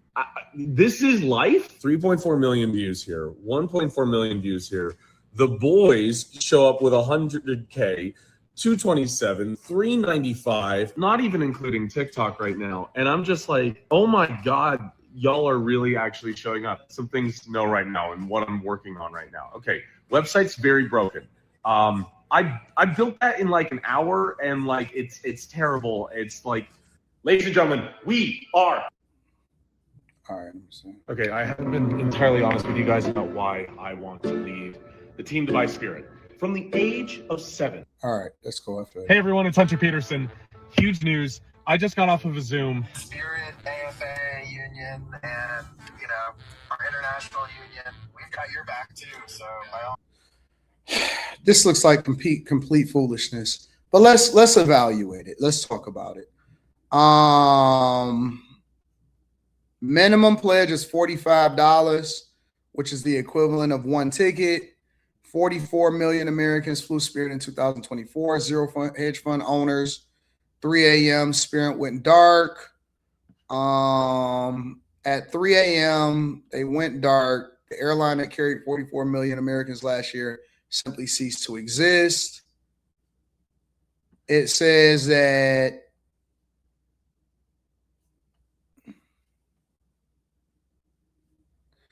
$437 million has been pledged by 512,000 people. Average pledge is $853. The target raise is $1.75 billion. Okay, so let's evaluate this for a second. All right. I don't know what audited pledgers meant. I don't know what that means.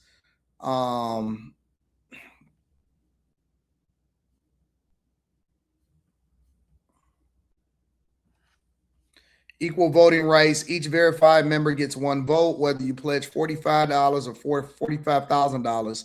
This is the Green Bay Packers model, democratic governance where no single member can dominate the direction of the airline. Decisions on major matters, routes, leadership, strategic directions are made collectively by membership. Proportional profit shares. Under the proposed Spirit 2.0 cooperative structure, profit sharing distributions would be allocated proportionally to the pledge amount. So basically, this is like a publicly owned company. It's a privately owned company, but they're running it like a publicly owned company. But the way that you vote shares depends on how many times that you pledge, or I guess only one person per pledge to help determine the direction of the company, right? Crowdsourced. This is a proposed model only, not a confirmed financial arrangement. The final structure must be reviewed and approved by qualified securities counsel before any binding commitments are made. All right, so let's talk about it. For example, right? It says $437 million pledged. All right, let's go through the process. Pledge now.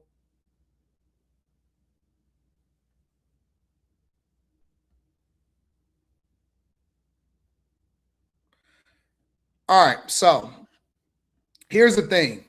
This is what I want y'all to look at. When y'all look at this, somebody says, Walk on Wood says they raised $130 million for Spirit, right?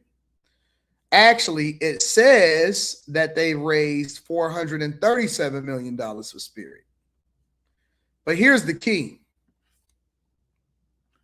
No money is collected at this stage, which means that I can go in here, a troll can go in here, my daughter can go in here, a 3-year-old can go in here if they know how to use a computer.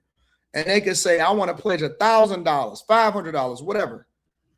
But no money is collected at this stage.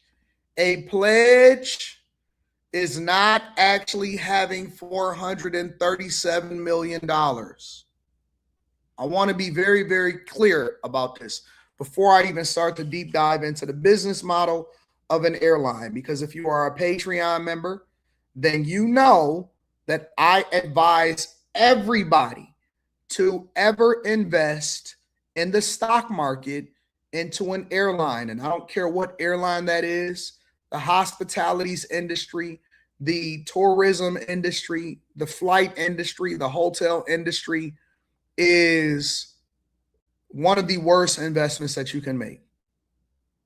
There's literally a million different things that you can invest in that you'll get a more guaranteed return on your money. And we can see that by the idea that Spirit went out of business, right? So pledge, number one, does not mean money collected. It means that somebody went on the website and they entered in a custom amount.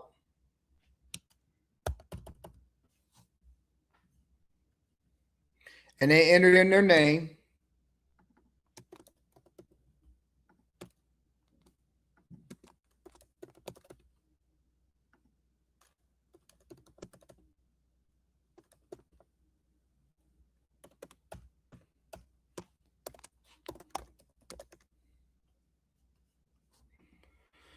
And you won't even receive any emails, but it's easy to go through the verification process for this. If you know any simple HTML, CSS, and you want to be able to go through HTML5, then you can go through and easily, go through and say, hey, make sure that they add an @ and then they put, whatever mailing address, and they put the dot, whatever at the end of it, and you can go through the verification process.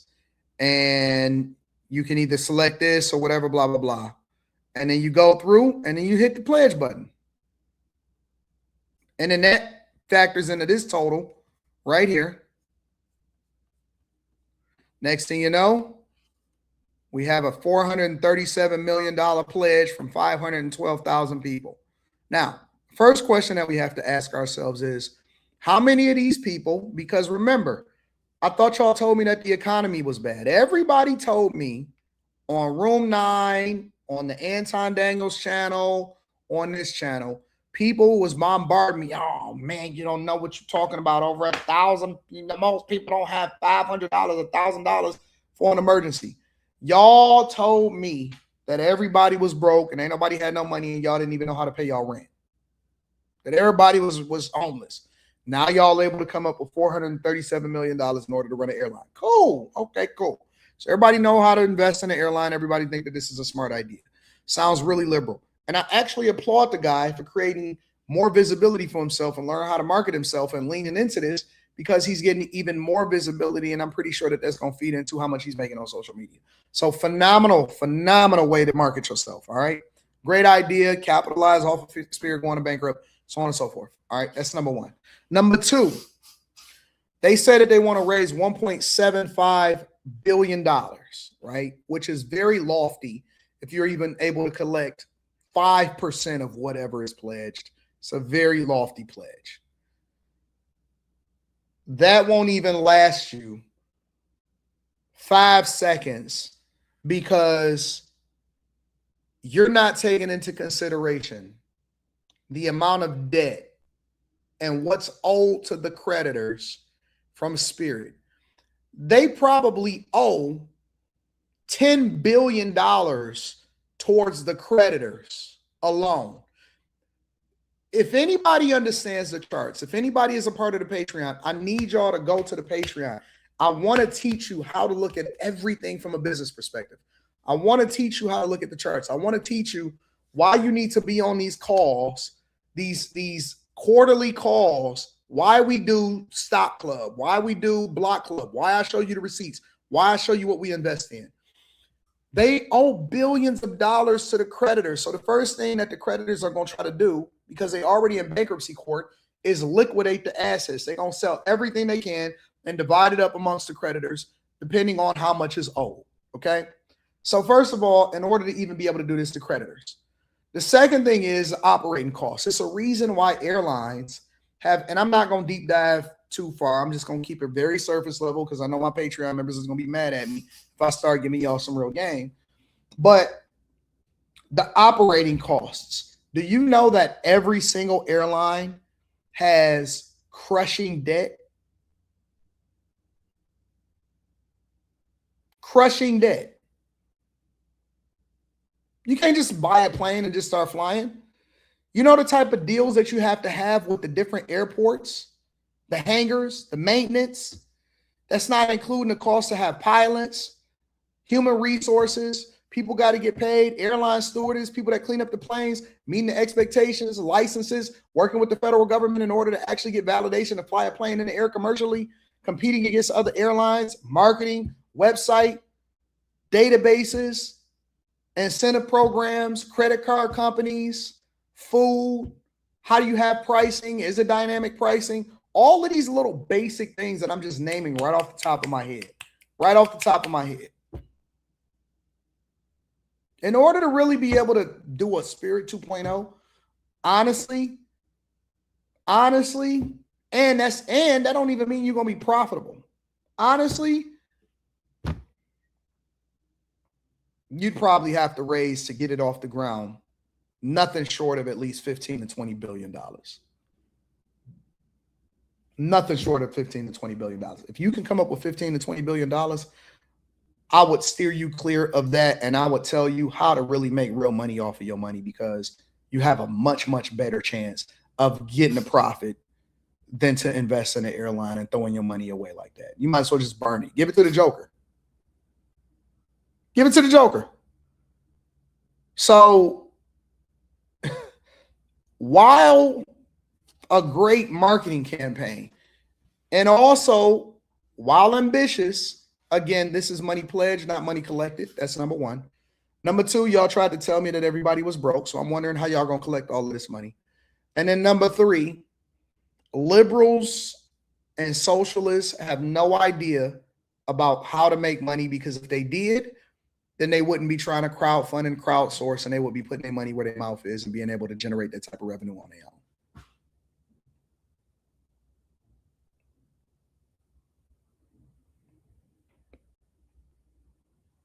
Not much a plane costs. And then, after you buy the plane, you know how much it costs to retrofit? Listen, we're not even just talking about a private plane. We're talking about a commercial plane. That's why they have so much debt. And then they have to retrofit every plane to meet aviation standards and expectations and safety. Are y'all smoking crack? They got the airline attendant union on a Zoom call, and oh my God, look at what I got. They got the Home Depot music in the background. That got everybody motivated. Yeah, we're going to buy an airline. Don't you know it's a reason why the federal government didn't give them $500 million? They don't have a sustainable business model. And you got to compete against Delta and American and United and Frontier and Southwest and JetBlue and whatever upstart is being funded, and Emirates and Lithuania Airlines and KLM and every other airline that you can think of. But if y'all want to just throw y'all money away, y'all can. Or you can pay $5 or $9 in order to get into the Patreon, and I can show you how to make some real money. Make sure you guys hit a like for the algorithm, subscribe to the channel, and turn your notifications. Just had to stop by that real quick, because I don't get it. I don't know how y'all don't know and how y'all not paying attention to what's happening. Maybe it's me. Maybe I'm off.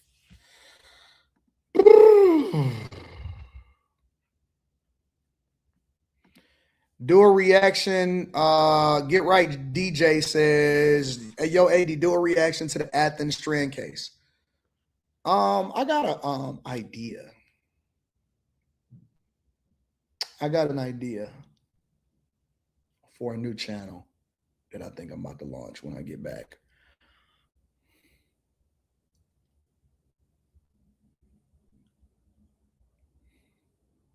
Yakar, remember when I was telling you about that other idea for a new channel? Well, I'm gonna pivot and I'm gonna do this new idea.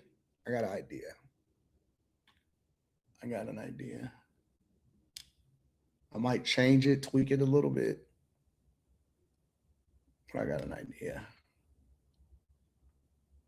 So many ideas are just flowing through my head, bro. Athens, what is the Athens Strand case? Athens Strand case? Let's see.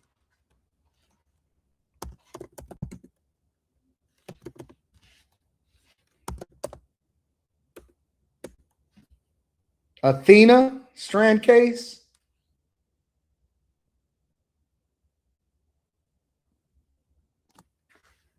Oh, this is that little girl that got kidnapped inside of that truck, ain't it?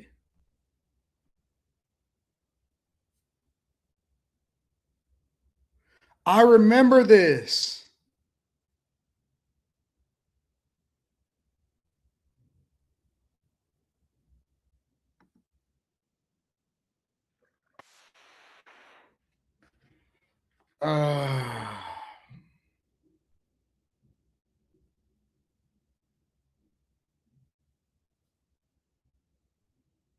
This is bothersome to me, bro. I've largely tried to stray away from this because when I first started seeing this, it kind of bothered me. It kind of bothered my spirit, bro. It seriously bothered my spirit. Y'all want me to? We can talk about it. It's up to y'all. It's y'all show. It's Thursday. I'm gonna let y'all determine it. Y'all let me know what y'all think. If y'all want to talk about it, we can talk about it. Yep, he kidnapped her. That's true. Heather, you want to talk about it? Okay.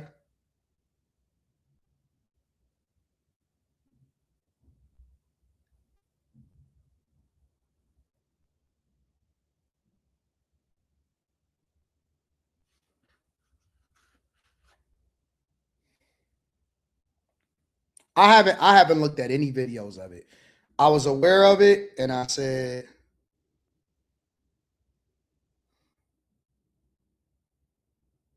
Heather, they look like they outvoting you. Heather, you're gonna have to convince the people in the chat if this is what you want to talk about, baby.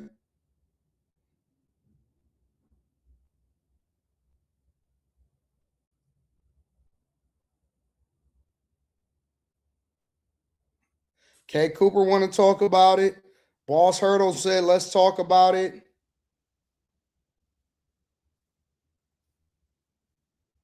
Loso Way want to talk about it.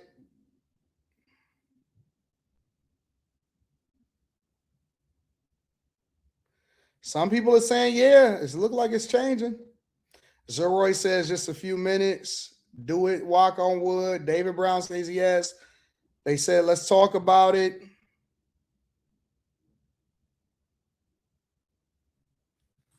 Williams Justin of NYC said, going back to yesterday's conversation, if a woman did this, would you want her to get the same outcome? All right. In order for me to give you that answer, I got to cover it shortly. So let's talk about it for a second. All right. Let's just talk about it. Let's talk about it.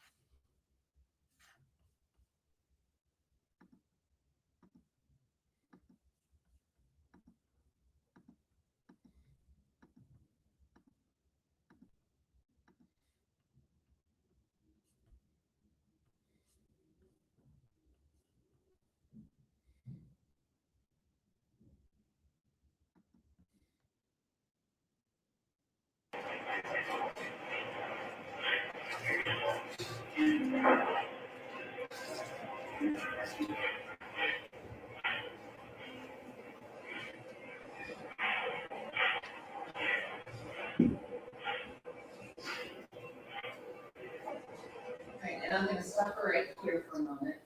Now, Mr. Huffman, when Mr. Horner pulls into the driveway, the lights are on at the house. Is that correct? Yes, ma'am. And there are cars in the driveway. Yes. So I'll do it on just after looking at the hours. house, there's an indication that somebody's actually home. I'll do it on after hours. Let me see. All right, so I see the little you girl. can see the kids are playing in the back, and Mr. Horner still has his seatbelt fastened, does he not? Yes. He rolls down his window and he asks to speak to one of the adults, correct? Yes. And tells you that, or says that it's a Christmas time precaution, right? Yes.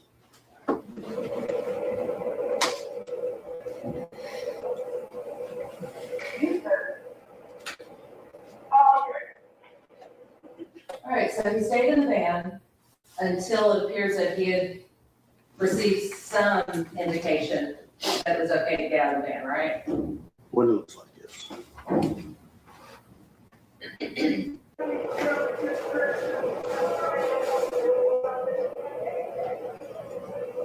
Now, Mr. Huffman, I'm going to stop for a moment. May I approach the screen, Your Honor? Yes, ma'am. Mr. Huffman, I have one question. Who is this in the white right here in the background? I assume this is your daughter right here. That's that's my youngest daughter in the Ford. In the house.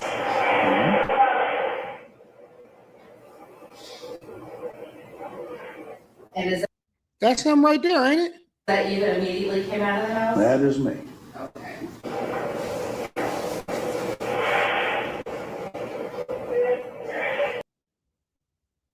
Oh, shoot. I'm sorry.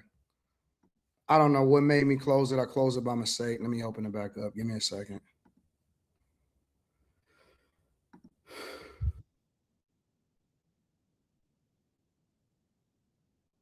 Let's see, I got you.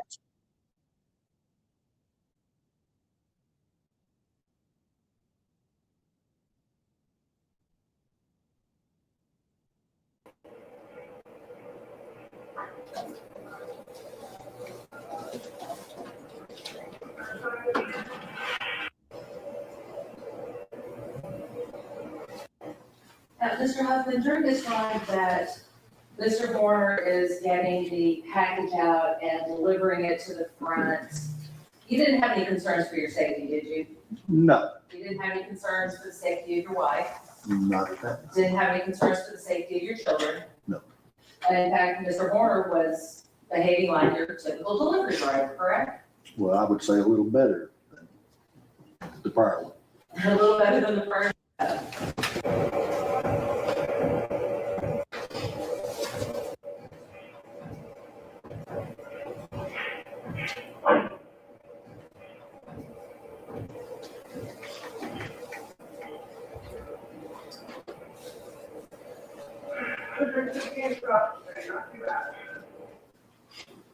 Now, Mr. Horner had just stated that 115 stops today. Did you hear that? I didn't catch it, I'm sorry. Okay, so Mr. Horner did say that there were 115 stops that day, not too bad. And during this time period, you can see yourself walking back out of the house, Yes, ma'am. and you're walking towards the back of the truck, Correct. and Mr. Horner's putting on a seatbelt. Yes. Oh, man.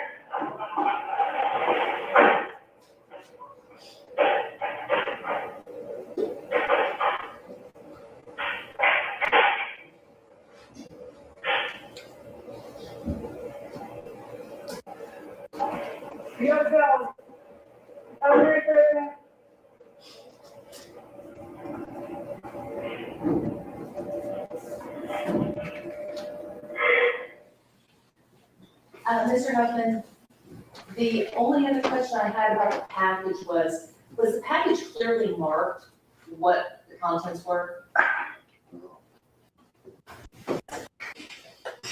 Kidnapping, murder, correct? Yes, sir.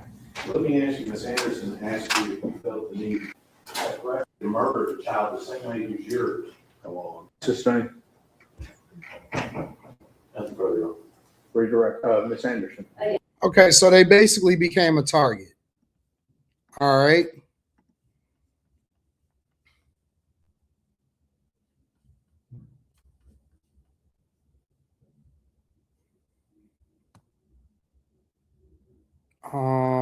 Athena Strand, hold on.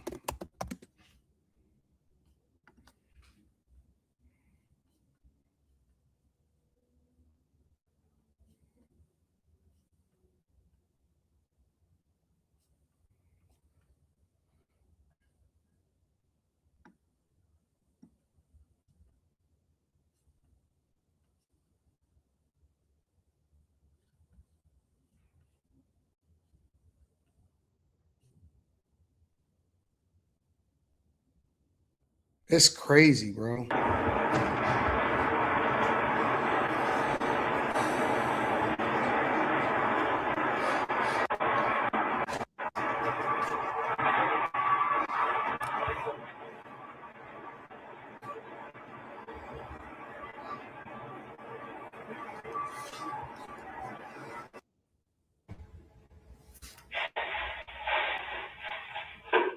That's the backpack.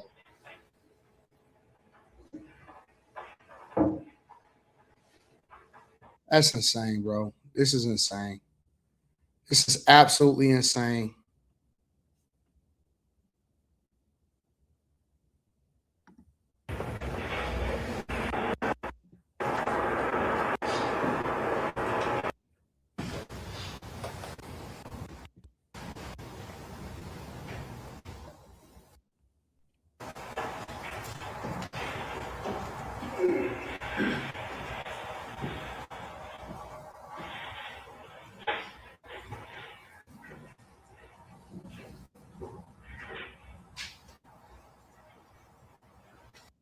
He went to that residence to deliver package. Okay, I didn't know that. When I was trying to get myself situated where, I have an easy way to get out of the property, I kind of backed out the dinner. Okay. She seemed. All right. If y'all want to watch the actual real video, y'all can probably watch it on X. But essentially, this guy kidnapped this little girl. And it showed her actually riding in his vehicle and stuff like that. And then eventually he killed her. And then he cleaned out the other footage that just happened before this. He was cleaning out the truck, cleaning out the van and stuff like that. Put all of her belongings inside of a backpack and everything. Eventually he was sentenced, and I'll show y'all the sentencing. It's saying that he was sentenced to death.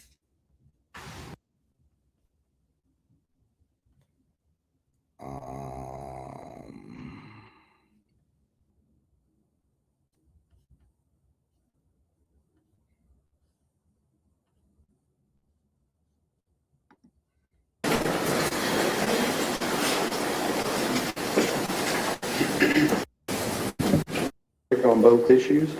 Okay, if you'd hand it please to Deputy King.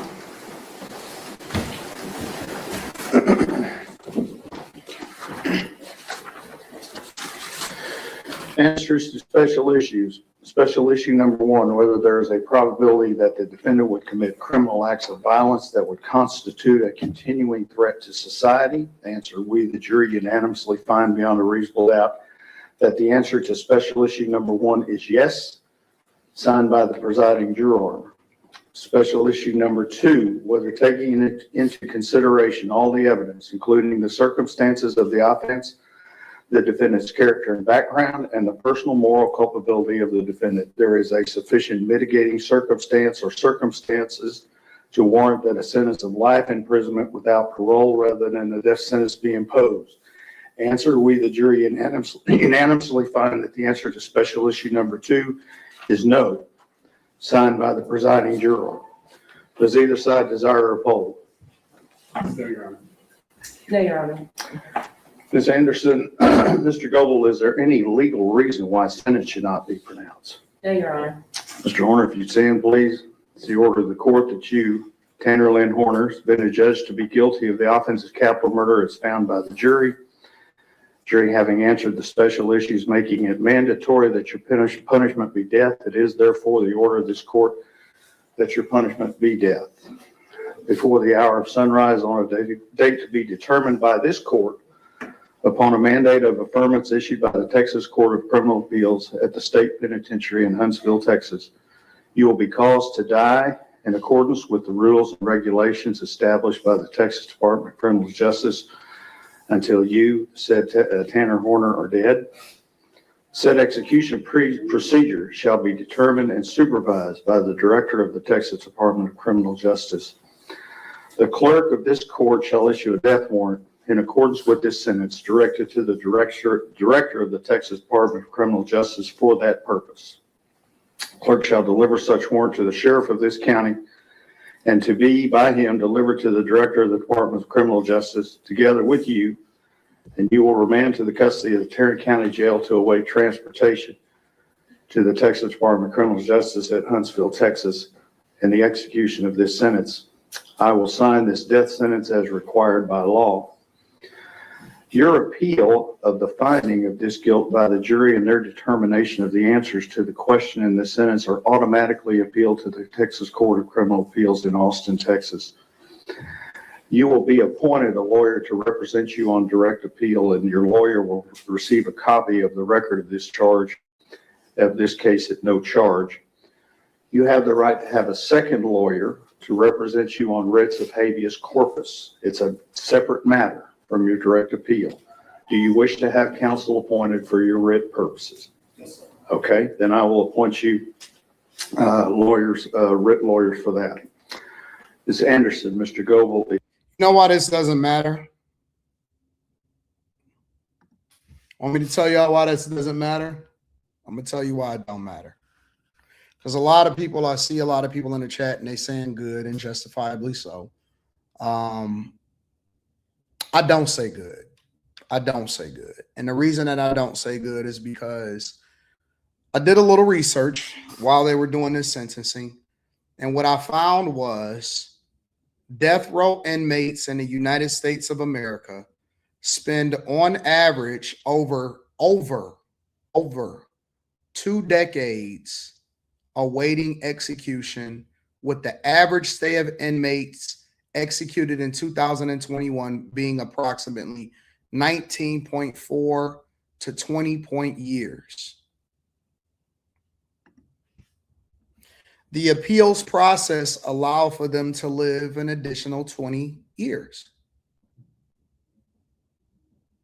So in the meantime, he'll be comfortable. He'll get 3 meals a day. He'll be able to exercise. He'll have some time to give his life over to God, right? He'll have the opportunity to assault other inmates. He'll be able to read, educate himself, put himself through school, live a whole full life, probably live longer than some of us out here right now. Recess, basketball, weightlifting, computers, maybe even get an iPad, the whole 9 yards. On average, according to, let me look at my sources really quickly. According to the Arizona Department of Corrections, the Bureau of Justice Statistics, Death Penalty Information Center, and Liberty University, on average, and it is increased. In the early 90s, the average amount of time was 11 to 12 years. Now we have become more liberal. We have become more politically correct. We become more woke. We become more democratic. And when I say democratic, I'm not talking about the election process. I'm talking about Democrats. Now it's up from 11 to 12 years to on average 19 to 20 years before an inmate that is sentenced to death, even if it's in Texas, you still have another 20 years to just waste the court's time, go through the appeals process, even though he admitted it, even though it's on camera, even though we got it on CCTV, even though we live stream it, even though you can go to X and watch it right now. I'm not going to put it on this platform. Even though he admitted it to the detectives, it's clear cut and dry, right? This is not a situation where somebody is being falsely accused and we wait until the evidence to come out to where you can get out because, hey, listen, this is the early 50s and you shouldn't have said nothing to that white girl and you got hung over in Alabama. This ain't that. This is a clear cut, open and shut, looking at it on camera, have every piece of evidence, her book bag, got it on camera. He admitted it to the detectives, the whole 9 yards, and he's still getting an additional 20 years before he actually ever is even considered. And the laws can change by that time, or you can be pardoned by a governor, and you have all of the opportunity in the world to still be able to appeal it. I say bad. I say bad. I say bad. I don't look at this as a win. I still look at this as a loss. I don't look at this as a win. I look at this as a loss. I love America. I love this country with everything in my heart. I'm so thankful to be born in this country. But let me tell you something. This is one of the few things, one of the rare things that I think that we get it wrong in this country, and that we've overly legislated. This guy, let's say on average that the price increase for us to house a prisoner actually goes up to about $50,000 a year due to inflation, right? That means we'll spend over $1 million. That's not including court costs. That's not including judges, lawyers, bailiffs, none of that. It's just in food, housing, all of that. We'll spend over $1 million just holding on to them for the next 20 years.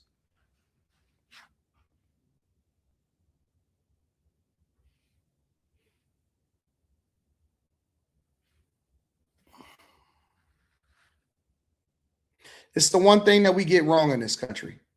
When it's clear cut, open and shut.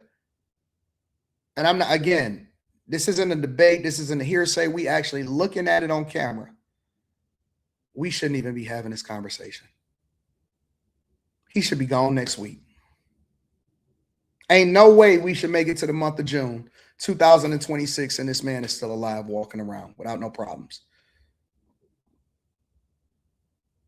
We shouldn't be talking about the most sane methods to be able to execute and none of that type of stuff. Hey, firing squad.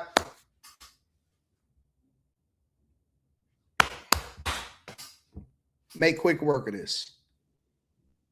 We shouldn't even be having this conversation. There's no reason why we should be debating, going back and forth, trying to figure it out, trying to make sense of it, trying to get closure, advocating, lawyers, all of this type of stuff. When it's this clear cut, there's no reason he should make it to the month of June. This is the one thing that some other countries get right.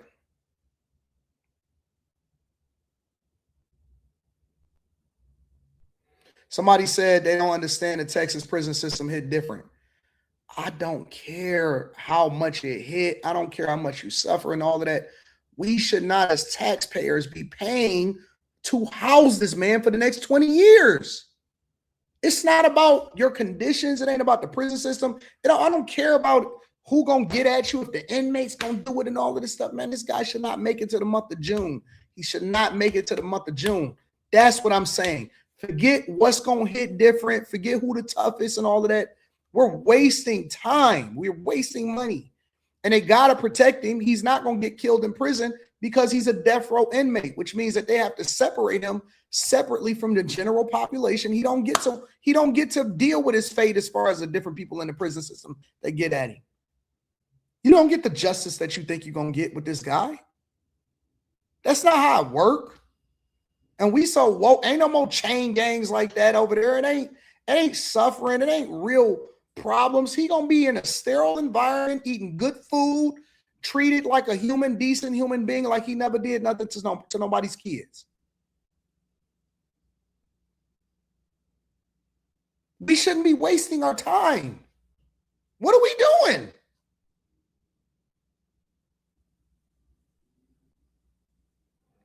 The minute that they sentenced them, next day they should have been taking them out back. This is the reason why a lot of people like the movie Law Abiding Citizen. This is the reason why a lot of people like that movie Law Abiding Citizen, because they sick of it. They sick of us being overly legislated, overly woke, and that translating into us spending our tax dollars to house these fools. So now we got to continue to contribute because these people don't know how to control themselves and they killing little kids. It's BS. It's nonsense, bro. It's nonsense. It's crazy. So that's all I wanted to have. The real conversation that I wanted to have is to not show what happened. I'm not interested in that aspect of it. We all know how to find it. We all can go to X and look at it if we want to. The conversation I want to have is how broken some parts of our justice system is and how we need to fix that. And I don't know how you fix it, but we need to fix that.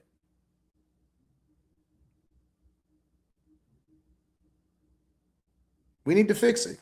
This is not something that, like when people say I'm against the death penalty, okay, what about this case? What about a case where a man takes a little girl around Christmas time, kills her? You can hear her squealing in the background because it's audio on the video. He cleans it up and then he just sits there stoically and he admits, yeah, I took her out. Kill her on camera. Kill a little kid. Somebody asked the question, Anton, going back to the conversation where if a woman did this, would you want her to get the same outcome? Let me tell you something, bro. Let me tell you something. We're not talking about gender roles on this one. We talking about kids. And I know that we lost the plot of society because we think of kids is on limits.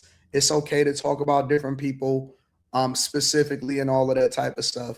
I'm still going, I ain't going to talk about it because I can't talk about it. It's going to happen how it's going to play out. But when we talking about kids, bro, I don't look at you as a man or a woman. I look at you as a monster. I look at you as a demon. I don't think you have a soul. I don't look at that as a gender role type of situation. I look at that as a person that is soulless. That's demonic. No, of course I think you should get the same outcome because you're dealing with kids. This is kids. This ain't gangs. This ain't domestic abuse. All of it is wrong, but it's like, it's another level, man. When you're talking about children, you're talking about children, bro. That's a different level. Even criminals and inmates know that kids is off limits. Kids are just off limits. That's just it. Like there is no ifs, ands, buts. We shouldn't be debating about it. We shouldn't be doing none of that. Kids are just off limits. If you are a child, you off limits. It's certain reaction videos I won't do because the mother is diabolical and she's saying something crazy in it, but she got her kid in it. And so I just pass up on doing a reaction video to that because I'm like, man, why she got her kid in the video? She making her kid look dumb. Her kid gonna wake up. I don't want her kid to go viral because I know that every video that I do has the potential to go viral. And so it's some videos that I don't even do because somebody be having their kids in there and they be looking stupid. And I'd be like, man, they kid gonna grow up and they didn't want that. So I'll just be like, oh, you know what? I don't need to do that one. Give me another one. Give me another video and we'll focus on that. It's some videos that I just be like, nah, that just don't make sense because I just got a compassion. You know what I'm saying? As much evil as we've seen in this world, seeing an innocent kid go through that type of stuff is just different, bro. It is. It's different. But guess what? Believe it or not, the world is so demonic that you have people that actually justify that type junk. We're going to talk about it tonight, Slimmy. We definitely going to talk about it tonight, bro. This is going to be on the docket. It's a bunch of stuff that's going to be on the docket tonight.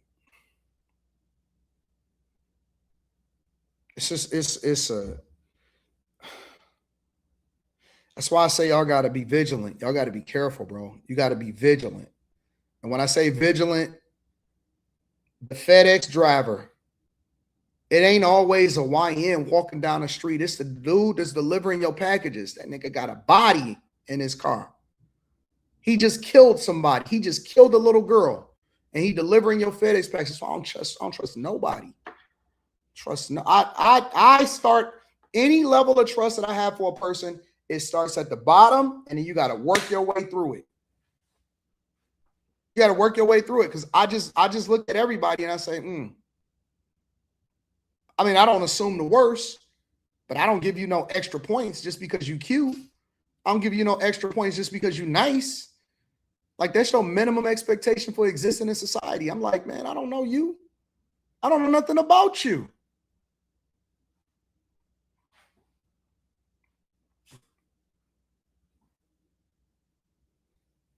Prayers up for the family, bro.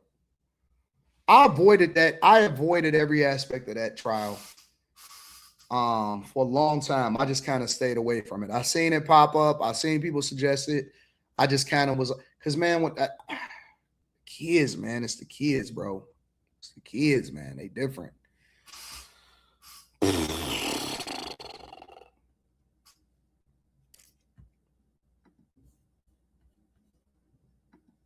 I don't think I've ever gotten as mad as I've ever. Man, let me be quiet. Shout out to you, Get Right DJ. I appreciate you. Jeff says it's the Democrats wanting to protect these monsters. Hey, y'all, can y'all do me a favor? Hold on, give me a second. Let me see something.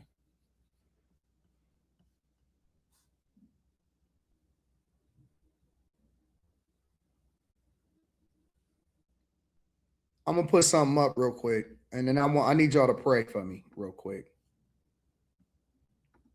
Shout out to Slimmy. I need y'all. This is serious, y'all. Before I get to the next part of the show, before I get to the next conversation, I need y'all to send up a prayer for me, and I'm gonna tell you why. Let me show you real quick. I'm a visual person, so I always like to use certain things. I want to show it. You know what I'm saying? Before, so y'all can truly understand why I may need y'all prayers.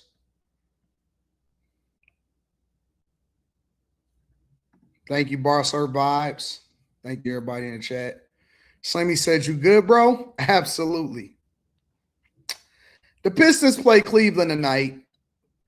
And the last night, Slimmy started off the show a little slower than usual because he was a little bothered by what had just happened to the Cleveland Cavaliers.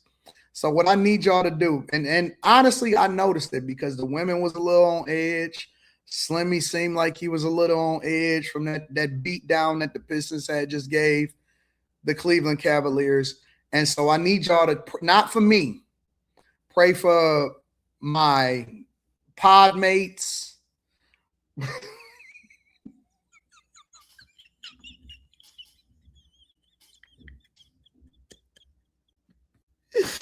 Pray for my pod mates. Pray for Slimmy. Because we want to make sure that, because Slimmy, he different. You know what I'm saying? You know how like when dad used to come into the house after he got off of work and it was a tough day at work.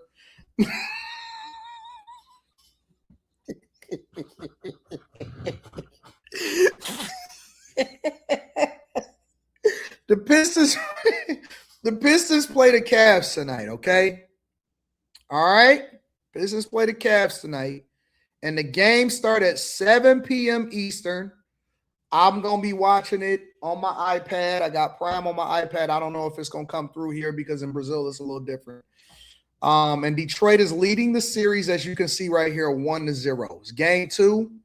And I just want to make sure that everybody is in their right mind. Everybody is in good spirits. I'll VPN it if I need to. I know how to use it. But I just want to make sure that we all in a good space. All right? Okay. A lot of people are on edge. I noticed that, and I'm going to get into the layoffs at Coinbase. I noticed that nobody wanted to take me up on them. I ain't got no DMs. Ever since y'all spent that collectively, I collected $11,000, a little less than $11,000. Let me be honest, about 10.5. 5.5 in payments on Cash App, Venmo, and PayPal. Some people, one person actually Apple paid me like $1,000 because they owe me some money. Ever since that last round, that 3-1 deficit, everybody took the Orlando Magic, and nobody actually took a bet. Nobody gave me no bets. It's still open. If y'all want to go with the Cleveland Cavaliers, you're more than welcome to do so. Hit me up. I'm taking every bet, all bets. All right. So I'm not getting any action all of a sudden this round for some reason. But I want y'all to pray for Slimmy, because Slimmy be on edge. And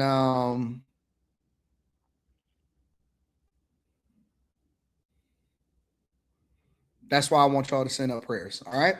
Make sure y'all hit a like for the algorithm. Make sure y'all hit a like for the algorithm. Subscribe to the channel and turn on your notifications. Okay. All right. Faye Nowitzki says, I've worked in Texas prison system. He will be playing on his tablet and air conditioning and be one of the most protected people in the state. Faye, they're going to be protecting him like the president up in there. George E.O. Let's Go says, can you talk about the rapper that was signed? The Boosie from Indianapolis that was murdered. So I'll tell y'all what. Y'all give me a list of the different things. Y'all let me know in the morning. I got to talk about this Coinbase stuff, and I can talk about it in the morning. All right, so let me table it. Let me shelf it. Give me a second. Let me write it down real quick. I got some good content for the night. I think this is going to be one of them epic shows. I think it's going to be one of them epic shows tonight. All right, I got you. I think it's going to be an epic show tonight. All right, y'all. Another thing that I want to get into, 700 layoffs at Coinbase. Let's get into it. Base today dropped 2.5%. The San Francisco-based crypto company announced it's laying off 14% of its staff because of AI. ABC 7 Eyewitness News reporter Suzanne Fon is in the newsroom with a look at the impact of this decision. Suzanne? So, Dan, in an email sent to employees today, the CEO of Coinbase says that they're not just cutting costs or reducing headcount. They're fundamentally changing how they operate, rebuilding the company as, quote, an intelligence with humans around the edge aligning it. Software engineer Siobhan Goyle moved to San Francisco from Boston 3 months ago and now works in Mission Bay. He uses AI every day. They are just helping people like us in order to code better. Goyle welcomes AI, but he also realizes that AI is why some people are losing their jobs. My friends from India, they have been recently laid off. The CEO of Coinbase on this Tuesday announcing that his SF-based company is laying off 14% of its workforce, cutting about 700 jobs. In a statement, CEO Brian Armstrong said, quote, AI is changing how we work. Over the past year, I've watched engineers use AI to ship in days what used to take a team weeks. The pace of what's possible with a small, focused team has changed dramatically, and it's accelerating every day. Roger Lee is founder of Layoffs.fyi, a website that has tracked all layoffs in the tech sectors. I'm seeing an uptick of tech layoffs in this past few months.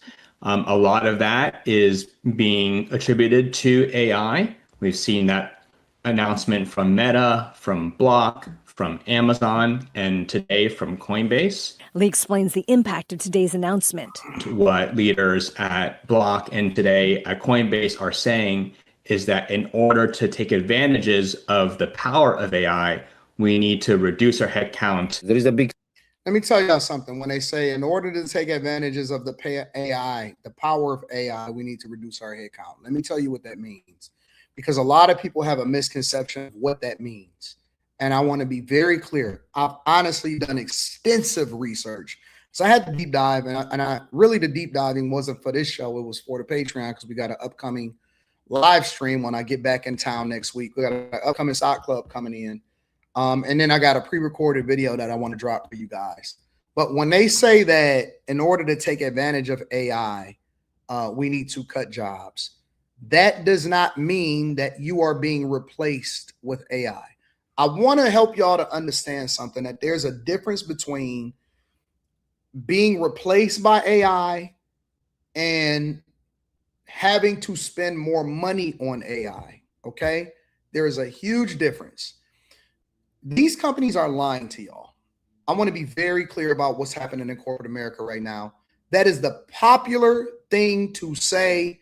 And the reason that they say it is because they think that shareholders are going to reward them by saying and using terms like, we're leveraging AI and so we don't need as many people. It's a lie. AI has not developed to the point to where you can use it to replace people.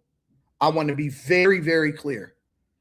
Stop believing what you see in the headlines. When these people are reading these reports, when you see people are having these conversations, they are not replacing people with AI. I'm telling you right now, I made phone calls. I've been on this thing. I've been paying attention to it. I've been looking at the reports. I've been watching, and I made some phone calls myself. They don't even know how to. Do you know how difficult it is for a company, especially that's not one of the big 3, big 4, big 5? If you ain't Google, Apple hasn't even figured out how to implement AI on their own devices. They have to contract Google, and Apple is spending money on AI, but they're not spending it at the same rate as Google. They're not spending it at the same rate as OpenAI. They're not spending it at the same rate as Anthropic. They're not spending it at the same rate as Amazon. They're not spending it at the same rate as even Oracle. Apple hasn't even figured out how to integrate it effectively inside of their own devices, right? They're contracting and they're partnering with Gemini in order to implement it and improve Siri. And so if one of the biggest technology companies haven't figured it out yet, what makes you think that they are already replacing human beings with AI? This is a narrative that's being spent up, and they're saying this because they're trying to justify cutting costs. And the biggest way for them to get a return on the announcement, not the return on investment, but the return on announcement, is by announcing and letting the analysts say, oh, well, they must be improving efficiencies. It's not the truth. I'll give you a couple different examples, and I'm going to highlight something for y'all. Meta, for example, has not implemented AI in any meaningful capacity whatsoever. They're trying to implement it with these. One of the things that they're deploying it to is their social media platforms in order to be able to have the algorithm, actually recommend you more effective things, and then also how to prompt you to spend more money, especially with regard to advertisement. But they are very much still in the infancy of what AI looks like and how they're going to implement it. What does that mean, Anton? Amazon is implementing physical AI, meaning that they have found a way to minimize the turnover inside of their warehouses by automating the processes and implementing robots leveraging the AI to more effectively not lose packages, not worry about people coming in and calling off. They're implementing inside of their warehouses. So Amazon can make a case for it, but Amazon is not laying people off for that inside of the warehouses. They're just going through natural attrition, meaning that they're spinning up warehouses and they're not having to hire as many people. They're spending more money on building data centers. That is the thing that is powering all of this information that's flying through all of the video processing, all of the AI requests, all of this stuff. They're able to anticipate what the data needs are going to be, which is one of the reasons why they're building so many data centers. And that's where all of the construction jobs are. That is where all of the cloud infrastructure jobs are. That's what it is, right? Okay. So I want y'all to understand the difference. AI is not replacing you. Software engineers are not getting laid off because of AI. They're trying to reduce the amount of money that they are spending, and they're trying to maintain profitability. They want to invest to anticipate the needs of the people because they feel like they know where technology is going. And so in order to not have a dip in profits, they're saying, well, we need to lay people off. They're not laying off essential workers. They not stop hiring. They're hiring a different type of people. There's a lot of people in the tech space. We've had this conversation before also. Well, what does that mean, Anton? That means that everybody that may work in a technology department, but you're not necessarily an engineer. You're not in cloud infrastructure. You're not AI machine learning. You're not a software engineer. You're not even a product manager. You're not even a scrum master, right? You may work in the technology space, but it doesn't mean that you're technically proficient.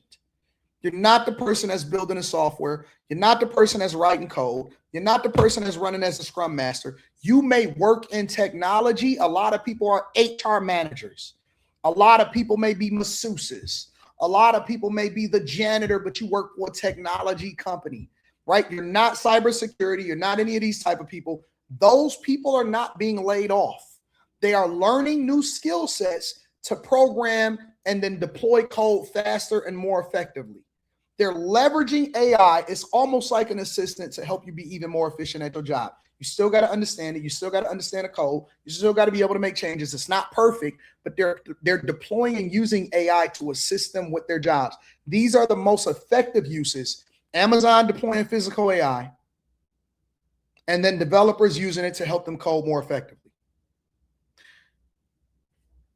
When they say that they are laying off because of AI, and this is why I say that even in debates, context matters. It's because they want to reduce the amount of money that they're spending. They're trying to save money. Coinbase in particular have been getting a butt kicked because cryptocurrency hasn't been at its all-time highs like they have been in before. And so what they're doing is they're spending more money, investing in more products, partnering with more companies, buying more chips, but in order to try to justify the stock price, they have to say, well, we have to get rid of some people. So then they just use a blanket statement and say, well, we're getting rid of people because of AI. It would lead the people and the ones that's looking at these news articles to say, well, they're getting rid of it and AI is replacing our jobs. They aren't. The companies are cheap and they're trying to make sure that they appease the shareholders. The only thing that matters to the companies is the shareholders. The only thing that matters to people is to the shareholders is the profits. Meta is laying off people because they want to spend hundreds of billions of dollars. And so they're picking and choosing. They're very careful about who they hire now. They're not just hiring everybody. They want to spend hundreds of billions of dollars to continue to invest in anything that they're doing as far as AI infrastructure because they're behind.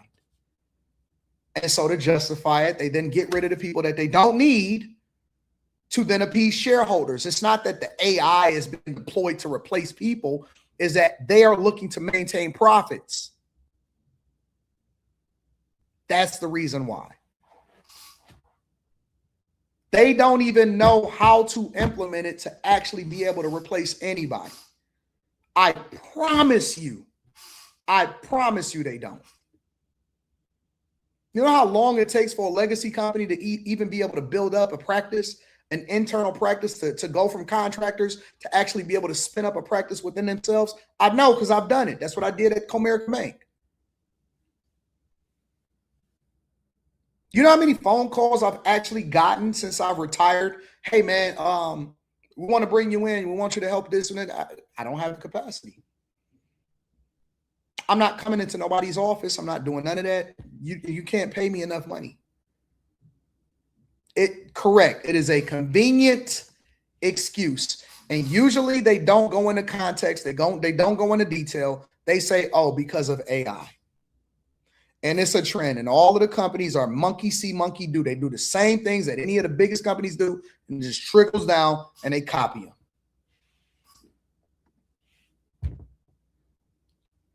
They copy them. And the people just feed right into it. I can't get a job because of AI. Let me ask y'all a question. In real life, whether you go to the grocery store or you get on the bus or you a trucker or you a teacher, where have you actually seen AI actually implemented and used in real life? In real life, meaning that you went outside and you was dealing with something and you know that AI actually replaced somebody else's job. Because I haven't seen it. I haven't seen it. Where have you seen it? Have you seen it in Walmart? Have you seen it in the grocery store? Have you seen it on the buses? Where have you seen it? You know the biggest way in which they implemented it?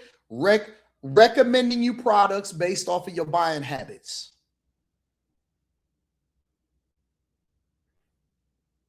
Somebody said the Wendy's drive-through. You don't think that the only thing that's changed as far as the Wendy's drive-through is you may see a lady that's taking, you may hear a different voice taking an order, but it's still somebody, that same person that's over there in the back and that's taking your money. That used to be the person that used to say, "Hi, Ma, take your order." She's still doing the same job. She still can hear you on the she still got the headset in. She just don't have to communicate with you. You haven't seen it. You have not seen it. You have not seen it. You have not seen it. You have not seen it.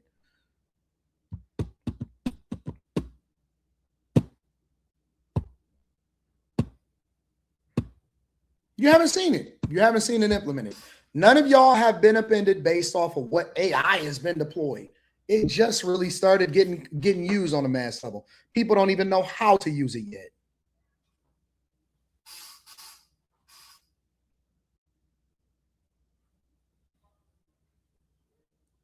They don't even know how to use it yet. They don't even know how to implement it. Let's say, for example, you wanted to use it for dynamic pricing to make sure that you get the best price as high as possible, right? For whatever the product is. How do you implement it?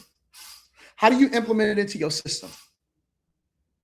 Because the implementation of it is just as important as being able to figure out what we want to use it for. Okay, so we come up with an idea. How do you implement it? How do you know that AI is being, how do you integrate it into your systems?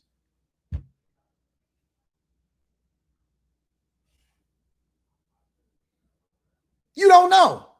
You have no clue. No clue. No clue whatsoever.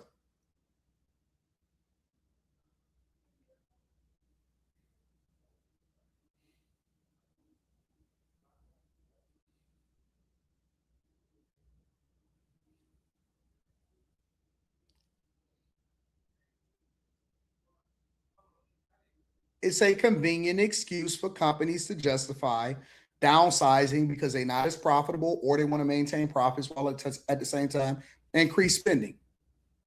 To reduce our headcount. There is a big saying in the Silicon Valley, and everybody heard about it.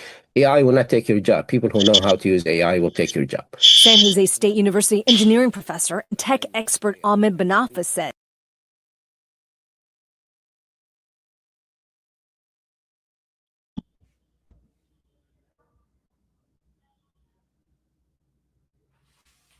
They sent us a notification. They put it in the door this morning that they was going to be testing a fire alarm. So I already knew that that was coming. I just didn't know exactly what time that it was going to come. Changes are happening because of AI. Many say Congress isn't doing enough to prepare for it. They're talking about $160 million for reskilling or for retraining, which is nothing.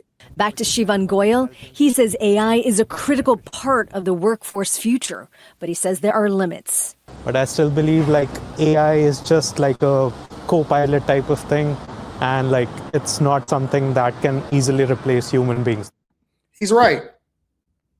He's 100% right. Him as a developer, he's right.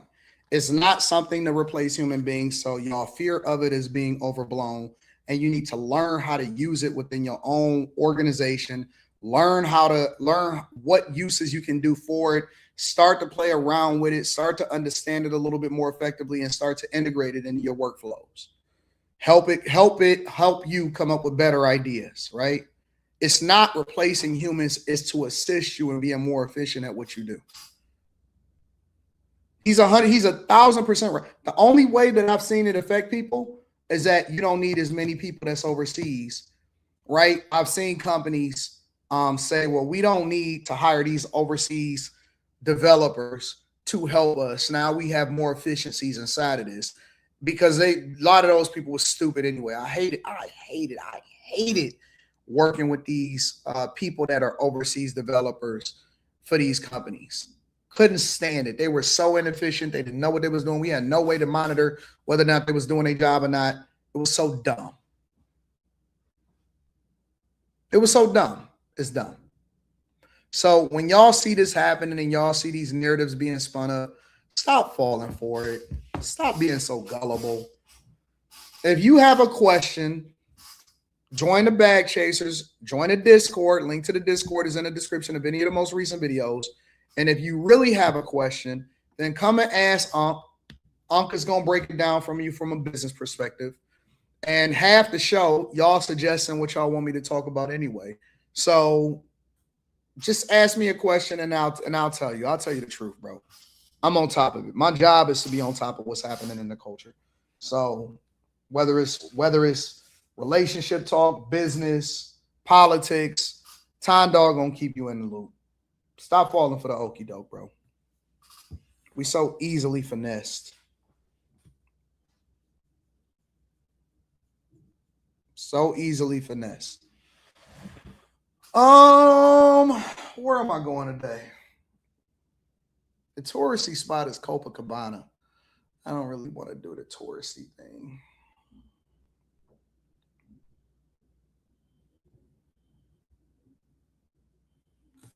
Somebody said, you say that now, but what about when AI robots are fully autonomous like humans? Then I'm going to buy one and I'm going to tell you how to manipulate it in order to run you up a bag. Fair? We're going to figure out how to monetize that hoe. That's what we're going to do. We're not going to fear it. We're going to embrace it. We're going to control it. We're going to be at the cutting edge. We're going to be at the forefront of how to use it instead of trying to figure out how we can respond to it. It's my mentality. That's how I go about doing things. I'm going to buy one first. As soon as the robots come out, I'm going to get one first, and then I'm going to tell you how to finesse it. I'm telling you, I'm going to be the first one with it. All of the cars come out. I ordered the Lamb. Cybertruck, they made the announcement for the Cybertruck. I was the first one, and I ordered it right away online. AD, will you ever open a $9 tier again? I'm not thinking about it at the moment. No. I don't see no point. People that's on the $9 tier, they grandfathered in. They'll never get that up. They never get that up. People, hey, we gave them the same $9 fare club as Spirit Airlines. Remember Spirit Airlines had the $9 fare club? People that's on the $9 tier, they ain't never, oh, snaps, I'm trying to getting back. Shit, Time Dog out here. Curls and push-ups, all of that junk is working. Sun's out, guns out. Wasn't even sun's out, guns out. Shit, let me put that down for. They'll start sending me DMs again. I don't know. You know what I'm saying? What about money right now?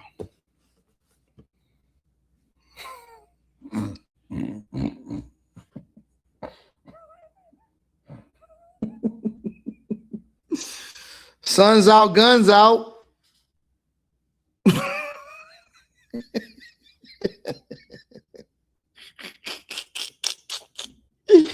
You spend $9 on Spirit and they went out of business.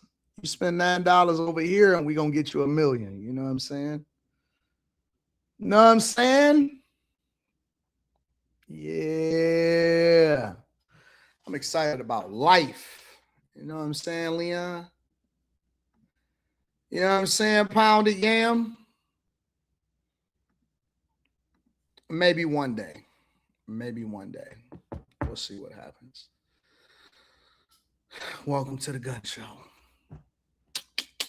Oh, man, we got after hours tonight. Make sure y'all pray for Slimmy. Prayers up for Slimmy. Prayers up for Slimmy. We know the Cavs is still in Detroit. Prayers up for Slimmy. All right. Okay. All right. Yeah, I opened it up for an hour last year.